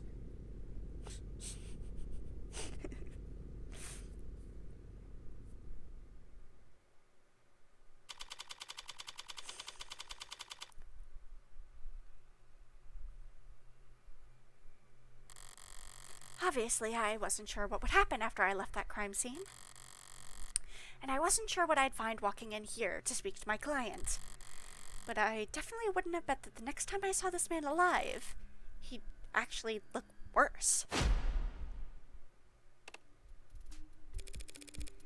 Did you not hear me? I said I'm your lawyer. Oh, I heard you. I'm just not interested in wasting my breath responding. I'm sorry, is there a misunderstanding here? Not at all. I understand exactly what you are. You and all your fellow... Your companion is staring at me very intently. Sarah, blink. You're embarrassing me in front of the Yakuza. That's a very dated word. You'd really prefer I call you an orca? I'd prefer you give up and leave. What are you talking? I'm sure they told you I'd been softened up. That they'd broken me and I'd be ready to sign whatever you put in front of me. Sorry to disappoint you, but the Hound of Ikaria doesn't heal. Cool. Sosuke, I'm gonna repeat myself plainly and slowly because you clearly have multiple head injuries. I am not a lawyer. I am your lawyer. Right, then. Very good, thank you for coming. I apologize if I misspoke just now. I'd misspeak too if I'd lost as much blood as you. Morgan, Esquire, I'll be representing you from here on out. Sosuke, of House Ikaria. Sarah, paralegal and bartender. You're very young to have 2 jobs, or tend bar. Well, it is only part-time. Right. So, tell us, Sosuke of House Ikaria, what is your routine? You look very fit. My what? Oh, we have Master's profile. Hold on, let's look at Master's profile real quick. Wait, depends on the time of day. Question marks. Occupation, lawyer to the rich and famous. Semi-retired. Likes waterfalls, manicures, macadamia nuts. Dislikes getting ghosted by my adorable goddaughter. Drink Cosmopolitan double. Collects favors, friends in high places. Luck, SSR on the first pull.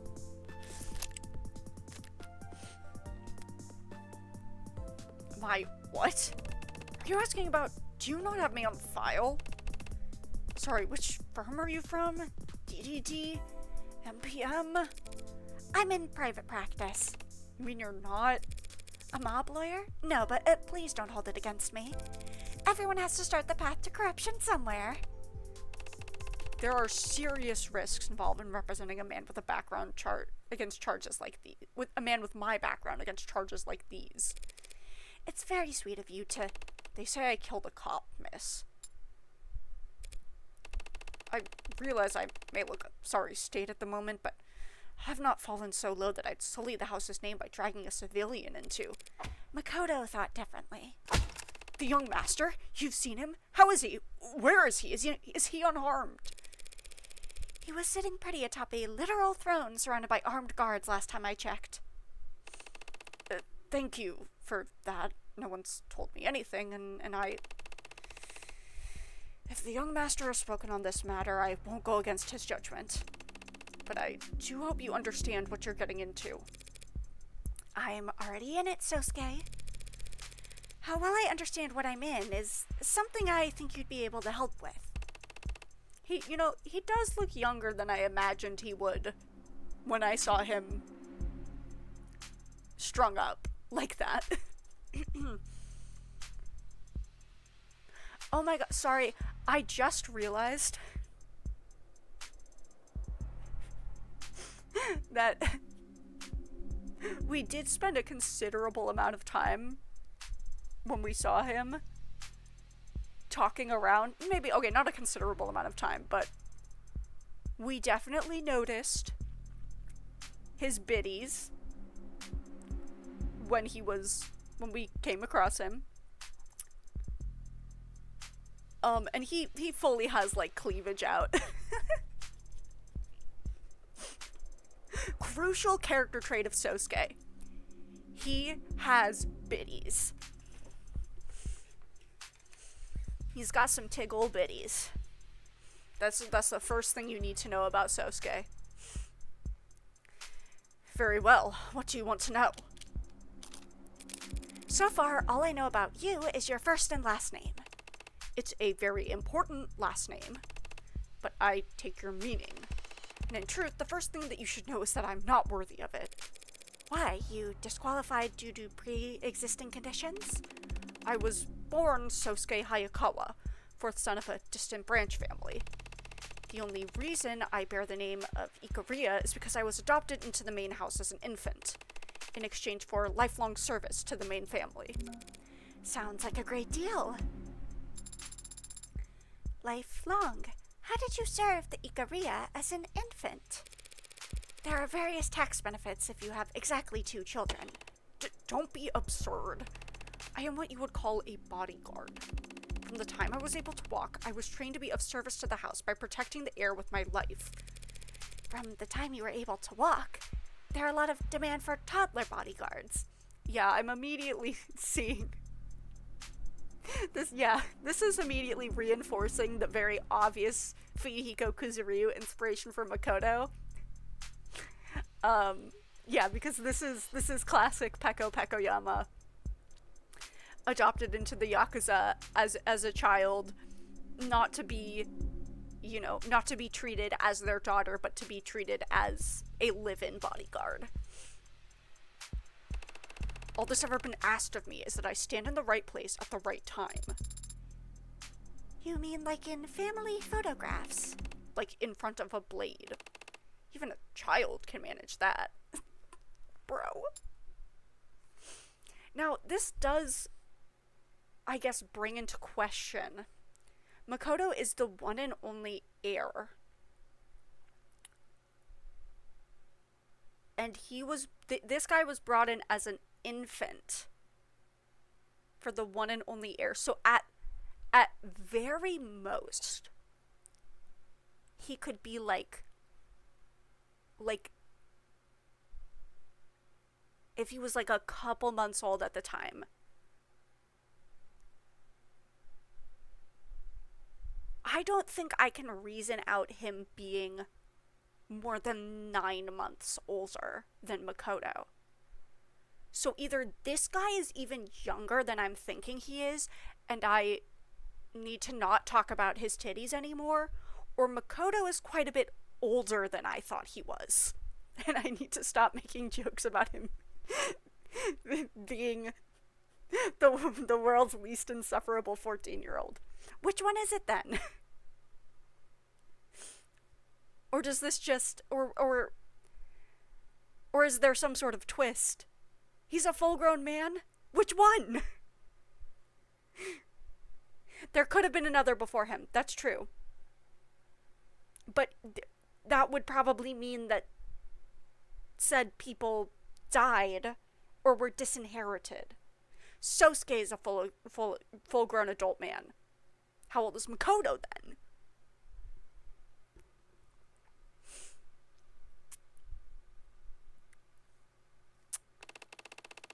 The house has given me everything I've ever had and taught me everything I've ever known.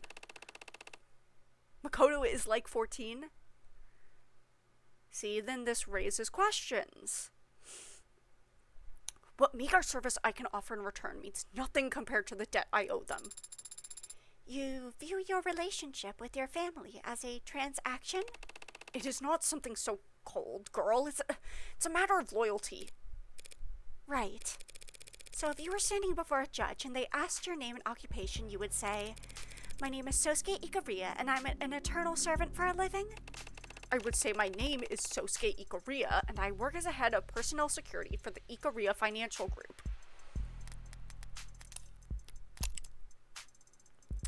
Okay. Sosuke Ikaria, occupation, head of personal security, Ikaria Group. Likes whetstones, paperbacks, matcha, dislikes the opera, wasabi, insects. Favorite author is Alexandra Dumas. Coffee, cafe americano. Default status, non-work related messages will be blocked. No personal life allowed. And what does that entail, exactly? I'm the young master's bodyguard, and I lead all his security teams. Nice to properly meet you. Pleasure to make your acquaintance. And I'm with Sarah, paralegal and bartender part-time. Yes, I believe you already mentioned that. It seemed like we were all doing it twice. Well, thank you for your paralegal services, Sarah. Oh, look at her cutie little smile. Sarah, I love you. And here I had the impression you had no sense of humor. What do you mean? It seems in this particular instance, Adonai, it was you who misidentified his proper manners as being Glad we've all broken the ice. Makoto told me that this all started because you were taken captive yesterday. What happened? It was 2 p.m. The young master had just finished a meeting with the VIP in Crane Tower, floor 108. 2 p.m.? He wasn't in school. I'll ask that you refrain from mocking the young master in my presence. He is a child, anyone can see that. But you've no idea the pressures that have been placed on him. Whatever my client wants. As I was saying, it was just after 2 p.m. Me and the rest of my team escorted him to the elevators along our planned exit route. But our lift stopped suddenly in between floors 61 and 62. That was when I made a mistake. I had a bad feeling. Thought it best to get Makoto to the ground floor ASAP.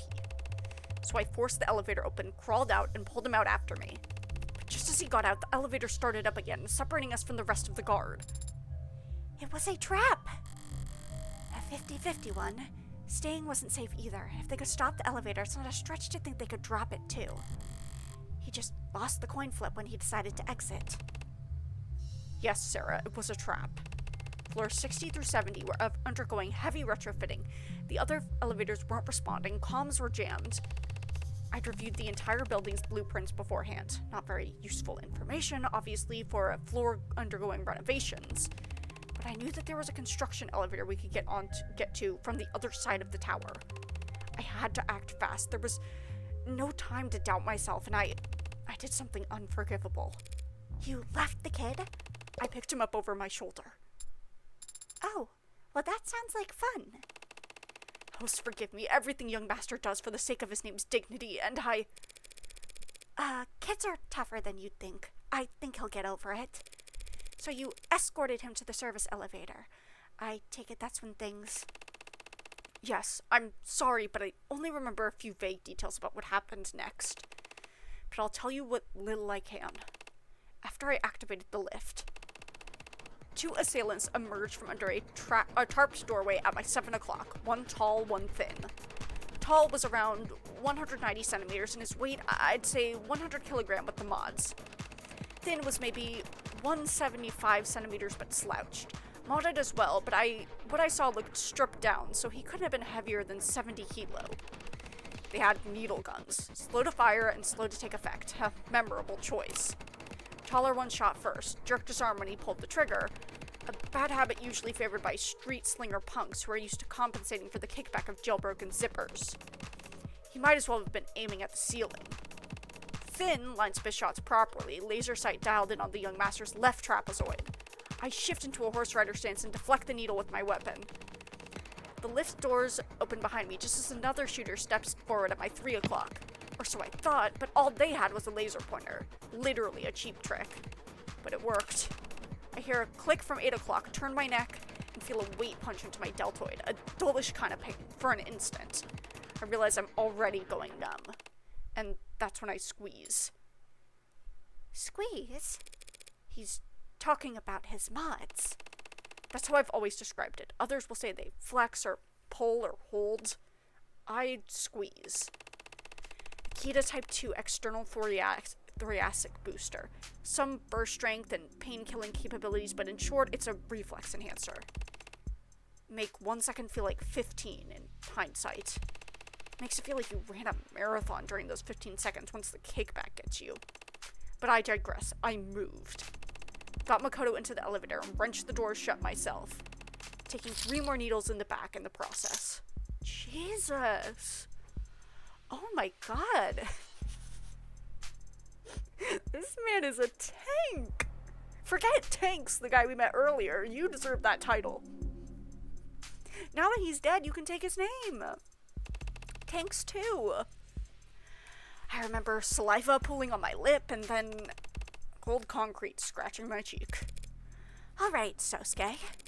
So you were guarding Makoto, these men laid a trap, targeted him with tranks, failed. Then they take you instead? Yes, to my great shame. You were outnumbered and ambushed, but you still managed to protect Makoto. Oh, you were outnumbered and ambushed, but you still managed to protect Makoto. What's there to be ashamed of? That I didn't see it coming. You're saying this has happened before? Dozens of attempts in the past year. Some headed off in the early stages, some sidestepped entirely, and some stopped with force. I knew their tactics, and I knew our vulnerabilities. Yet still I failed. Sosuke, that is not incorrect. Adonai, am I wrong? Shouldn't a bodyguard get at least 1 shot off before being taken down? Shot? What do you mean shot? You were not carrying a firearm. No one on the team had guns. How's that? None of us on the security team had firearms with us. But you're a gangster. I'm a head of personnel security unit for the Ikaria Financial Group. Walking onto an allied group's property armed to the teeth insults their hospitality and makes the house look insecure or worse, impotent. And I'm not a security expert, but I do think there's some gray area between armed to the teeth and empty-handed. I mean, didn't you just say you deflected their attack? I was not defenseless just because I wasn't carrying a gun. Oh. I had my sword. So lame. Trust me, it wasn't lame. Actually, Morgan. He deflected a trank dart with a fucking sword. I'm going to have to argue with you on that one. That's the sickest shit ever. I'm with Sarah right now. That's awesome. So cool. You walk around with, what, a samurai sword? You just assume that it's a katana? Is it? Yes. It is a signifier of my position within the house and shows that I am acting as a representative of it. Is it ceremonial, then? No, it is quite sharp. I can attest to that. Though it's probably in terrible condition by now, seeing how the city's police manhandle everything else they touch. Speaking of which, perhaps we should move on to the night's main events. She's gonna be this guy's biggest fan the whole case. She should be. I'm this guy's biggest fan too. So this guy's awesome. They tried for Makoto, got you instead, and took you to the lower wards. Why? I've been wondering that myself. Aren't you essentially worthless? As a hostage, she means. I know that. Thinking back, I was surprised myself to wake up at all, let alone in captivity. But it seems they had questions they wanted to ask me. What do you remember? Whatever they used on me, I can remember some things, but how much of it was real, what order it happened in, it's all... Just say whatever comes to mind. It can be anything. Sights, smells, voices. There are no wrong answers. I was bound, my wrists bound above my head, tied to something that smelled like iron and rattled like old iron. Tiles beneath my feet, some kind of bathroom or decontamination area. Good guess. They asked me questions, I said things, loose lips, like being drunk for the first time again. But I'm confident that other than vulgarities, it was all incoherent. Because there were shocks, the taste of blood, I must have bit my tongue during the spasms. And there were beatings, of course. I wouldn't have guessed. Adonai, do you need corrective lenses? Sarcasm is just how I grieve a lost opportunity, Sarah. Lost opportunity? Yeah, it's a damn shame. From what I can see of it, a pretty face like yours would go a long way with the jury if it wasn't pulverized. Ridiculous. Is he blushing? I agree about his face, Adonai, but I don't believe it is his only strong feat. Let us move on. Really? Well, in that case, how did your captivity end? Do you recall escaping? I was blindfolded the entire time, but my ears weren't boxed so bad. There was a door that squeaked and whined, so I always knew when someone was coming or going. One voice asked questions, mostly. It was light. Another voice grunted when he hit me, heavy. Other voices came and went, and then eventually there was talk. Through the door, I heard they were all talking to someone else. A new voice? Was it high-pitched or low, loud or soft? It doesn't matter. What's important is that it belonged to someone new. Someone besides you and the dead who were there last night. Did you make out any part of their conversation? No, not a word. But there was a loud noise. Gunshots followed by shouting and ugly sounds. And then? A hollow pain in my skull as I lost consciousness again. When I next came to, I had something in my hand. In my hands. Something sharp. Didn't even think to ask what it was or where it came from. I just started working at the bindings, rushed and clumsy, poked myself in the process. But I cut them loose, then took the gag out. The blindfold was so tight I cut it rather than try and... Ugh. Damn thing must have been acting as a bandage, because when I took it off, between the light and the pain, I thought that my head had split open. It took me a long time to stand up.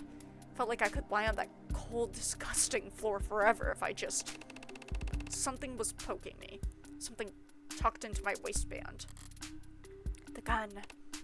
A gun. Imagine my surprise. Checked out the safety, the chamber reflexively, but only saw 2 spent slugs. I was too tired to be confused, so I just walked out that squeaky door and into red. Just red. And I was blinking at an IV, handcuffed to a stretcher in an ambulance, some cop reading me my rights, saying that I killed 5 people. No, wait, some judge or official said that later. When I woke up in the ambulance, all they said was that I was a cop killer. Admitting some strong language. I don't understand. You were held captive, interrogated, tortured, but then you woke up armed and were able to escape? The cops didn't ask me any questions and wouldn't have answered if they had. It's been nearly a full day and I'm just now saying it aloud for the first time. It truly sounds absurd. This is your world, Sosuke, not mine. Do you have any theories on what happened? Only two possibilities come to mind. In the first scenario, one or more of my captors wanted to kill me, but needed an excuse to do so. So they let me escape. They give me a knife and an unloaded gun, then wait for me to stumble out so they can mist me and be done with it. But the plan doesn't work. Somehow, I limp out of that room and shoot, cut, stab, kill them all. That would be quite the feat, considering the condition you say you were in. Yes, a tale for the ages. But it's not possible. Why isn't it possible? Even if he had the motive and they were stupid enough to give him the opportunity, he was still lacking.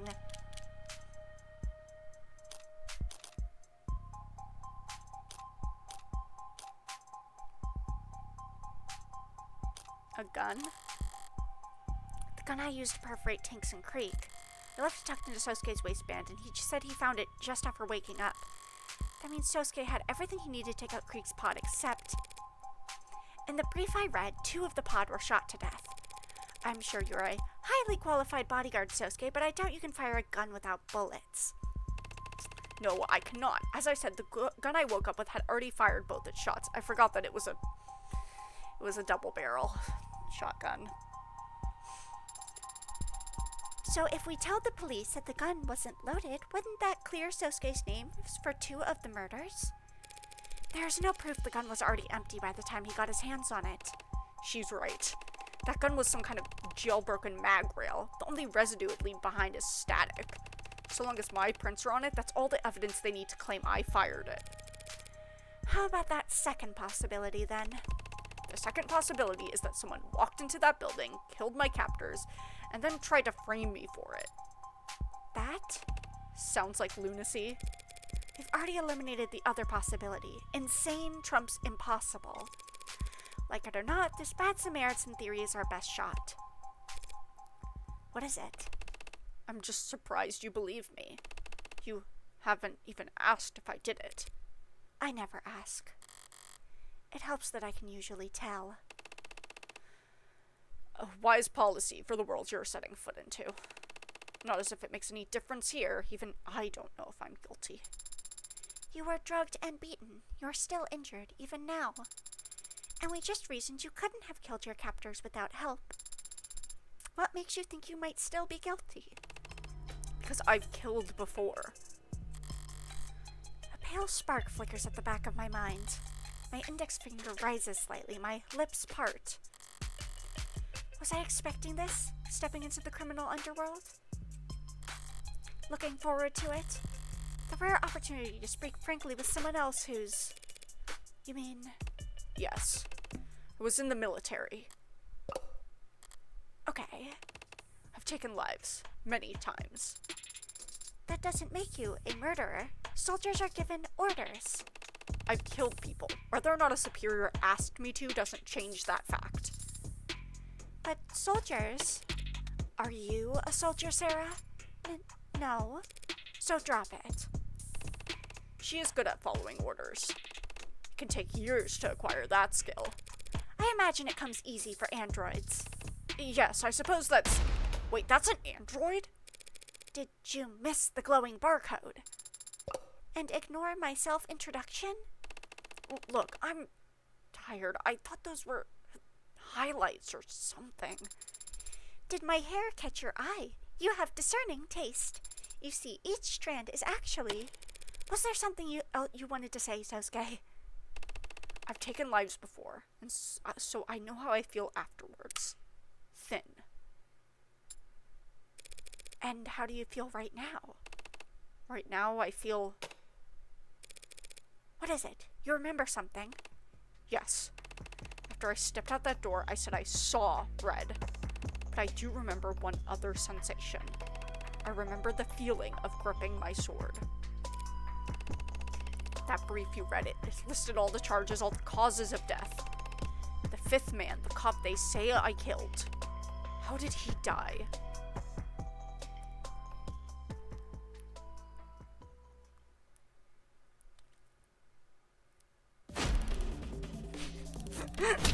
Here she is, our girl. Stabbed through the back with a sword, skewered like a piece of goddamn meat. And you got the balls to ask us to carry him to a hospital? I don't think that's quite how I rephrased the request. I've been paying close attention. Would you like me to play back what you said? Not right now, Sparky. Reyes, she's just doing her job. It's not like she's asking, oh, save the lecture, gray hair. Kasim London, homicide detective, first class. Likes duct tape, mascara, oak. Dislikes parking lots, ties, honeydew. The best at finding new restaurants. Commendations, none displayed at his workstation. Wardrobe, more expensive than it looks.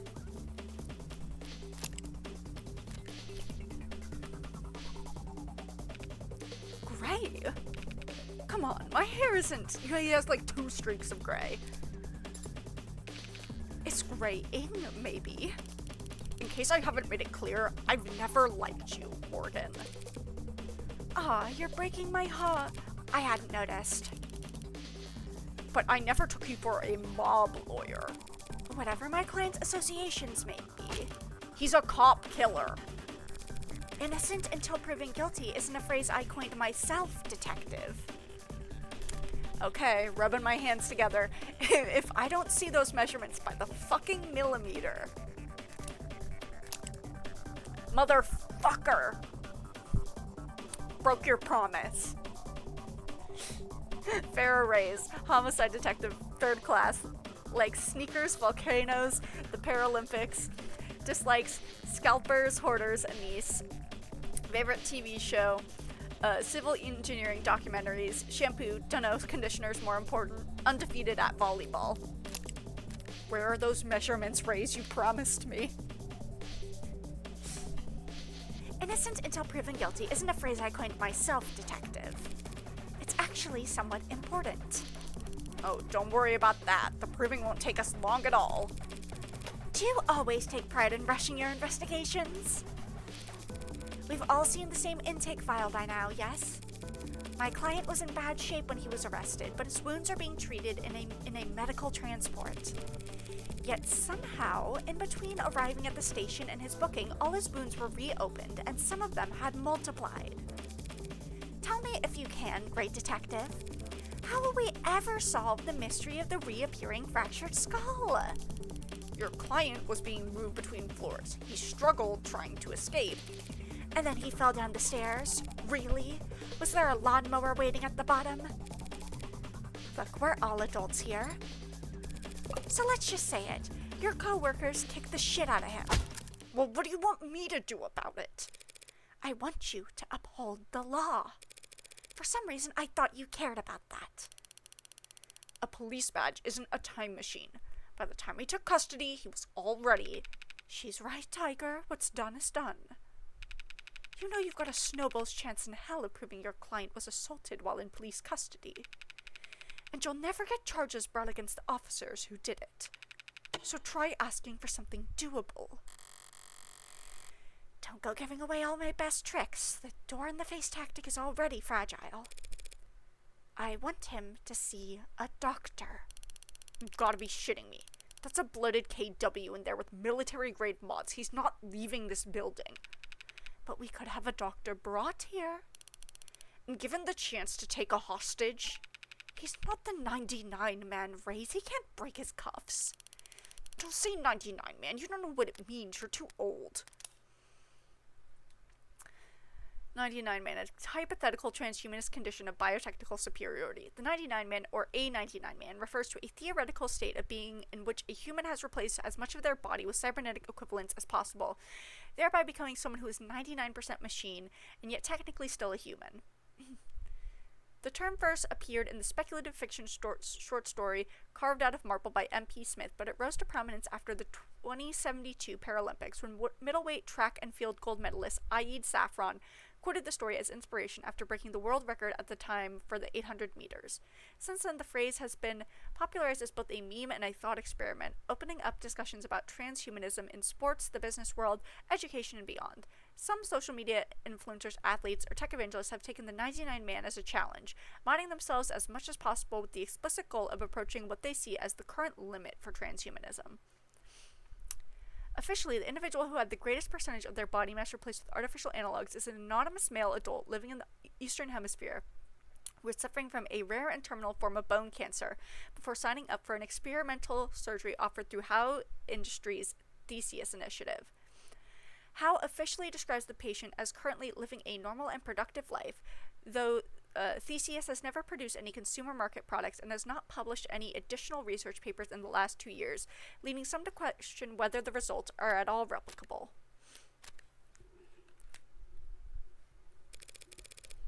How about a medic who can't be taken hostage?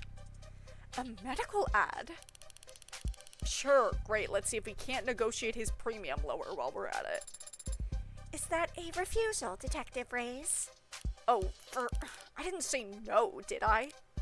Great. He also needs a protective detail. Lady, I swear to... Counselor? Protective details are compromised of off-duty cops. I don't think that'll have the outcome you're looking for. No. But if my client is left unattended one more night, he's likely to be declared unfit to stand trial when he shows up to court with his head caved in. Oh boy. An outcome I genuinely believe you're not looking for either. We could keep him here. What, in the interrogation room? Counseling quarter. Table can be moved, but if you slide the chairs out of the way, the floor's not actually that hard. How do you even know that? Given what other lodgings he's had in the last 24 hours, I don't think your client will mind. So if Detective Reyes and London take shifts keeping watch... Now we're keeping watch? It is the Homicide Department's counseling quarter. You think I give a shit what happens to that son of a bitch? You think I wouldn't walk in there myself and... You wouldn't. What? It's not in your nature. What the hell is that supposed to mean? You either have it or you don't. Trust me, if I had the chance to take a swing at that son of a bitch... Yeah, you already called him that. A piece of shit, a bastard, a killer. But unlike every other cop I walked past to get in here, you've yet to call Sosuke an animal. So what? What the hell does that matter? It's the only thing that matters. I've got the outsider's perspective, so I know. Your average human can do anything to anyone, so long as they're not a person. Whatever. Think what you want, creep. You're the one saying you'd kill a man.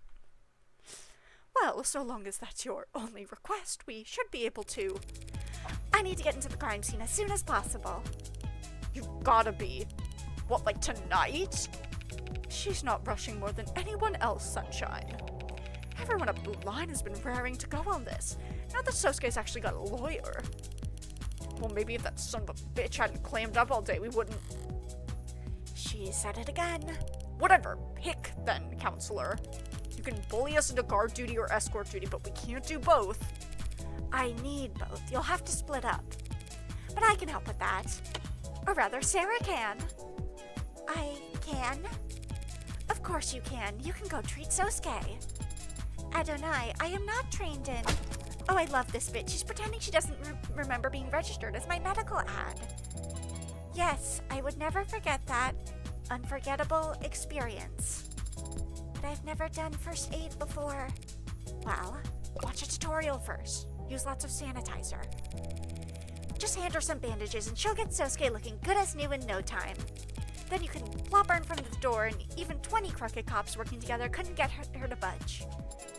That much is certainly accurate. I have a strong core, so if I focus and lower my center of gravity... Thanks for the sales pitch, but it doesn't mean shit. The crime scene is in the lower wards. If you'd think, after what happened last night, that any cop at the Pulse would go down there without their partner. It's okay, Sunshine. I'll take her down there. Is everyone else in here huffing Nirvana? London, it's in Blue Blood territory. Blue Blood territory outskirts, really. They lost a whole pot. They'll be swarming the place. You can't go down there without backup. Backup, huh? You know Mac from Contraband? Skinny guy, kind of a perv. Yeah, he's skinny. Look, he's got crime scene analysis sweeps going over that place with a fine comb right about now. Drones, probes, the works. They'll have eyes on us before we get within 5 minutes of the place. Whatever. Just keep in contact for once. I hope you're being generously compensated, Eve. Selling your soul to a mob. It'd be a shame if you didn't at least get a good price. Hey, you coming, blinkers? Gotta find where they store all the med kits in this dusty old piece of... Go on. I'll be right behind you, Detective. Sorry about that. She's still new to all this, really. Not old like me. She does seem to be on edge, more so than usual. It's her first time losing a fellow officer. I think she's taking it pretty hard. Maybe even personally. Did they know each other? Ah, right, you gather up all your things. I'll go bring us up a ride. Great. Thanks for all the help, Detective. You're a lifesaver. Though this is one occasion where I wouldn't have had any trouble finding the place.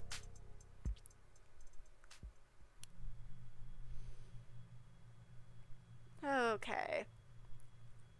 I think we're gonna call it here for tonight. Oh god. This has gotten dicey. This has gotten... This... I mean... This episode escalated quicker than I thought it would. I mean, just in, like, the very beginning. We're killing 4 people.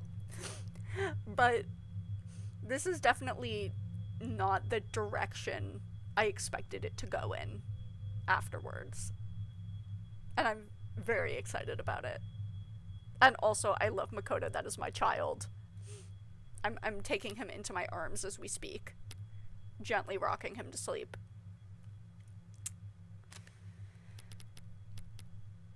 Okay.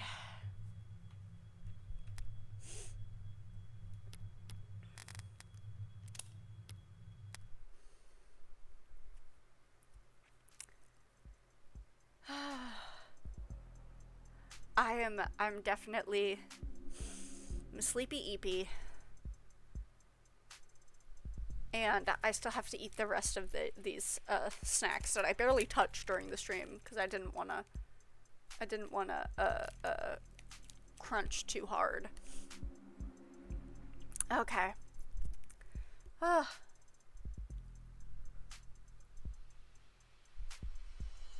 will see you guys on the flippy dip. This was very fun. And I love this game. I love this game. It's so good. Okay, oh, and just as a reminder, Sunday I will be doing the tier maker stream. I'm not streaming tomorrow. I've adjusted my stream schedule to Tuesday, Thursday, Sunday for the time being, for the rest of this month. And then I am going to be, I'm starting a new job at the end of the month, so once I take on that job, I'm gonna start doing just whatever evenings I can. But Sunday, I am going to be doing a tier maker stream about the game 100 Line Last Defense Academy. I'm gonna be, it's a visual novel that came out last year that's just reaching its first anniversary, has 100 endings, and I got all of them. I basically 100%ed the game. So I am going to be doing tier lists ranking all of the different routes in that game. I'm going to rank all of the characters, and then I am also going to do a tier list concerning Danganronpa 2x2, because the 100 line is made by the same creator as Danganronpa, and has a lot of, like, it has the same, like, music composer, it has the same, like, character artist. So I am going to be doing, in addition to that, I'm going to be doing a tier list concerning Danganronpa 2x2 with all of my predictions for that, because Danganronpa is basically my favorite franchise ever. And I'm going to be talking a lot about my predictions for that game and what I think is going to happen in it. Because I'm very excited about, that's my most anticipated game right now. Maybe my most anticipated game of all time. It literally, they just said, we're remaking your favorite game, and we're also adding, like, a second, like, alternate universe what-if storyline to it. That's longer than the original. They're doing my favorite game again. Like, wild being me. Anyways, I will see you guys next time. I'm very tired. Okay, bye.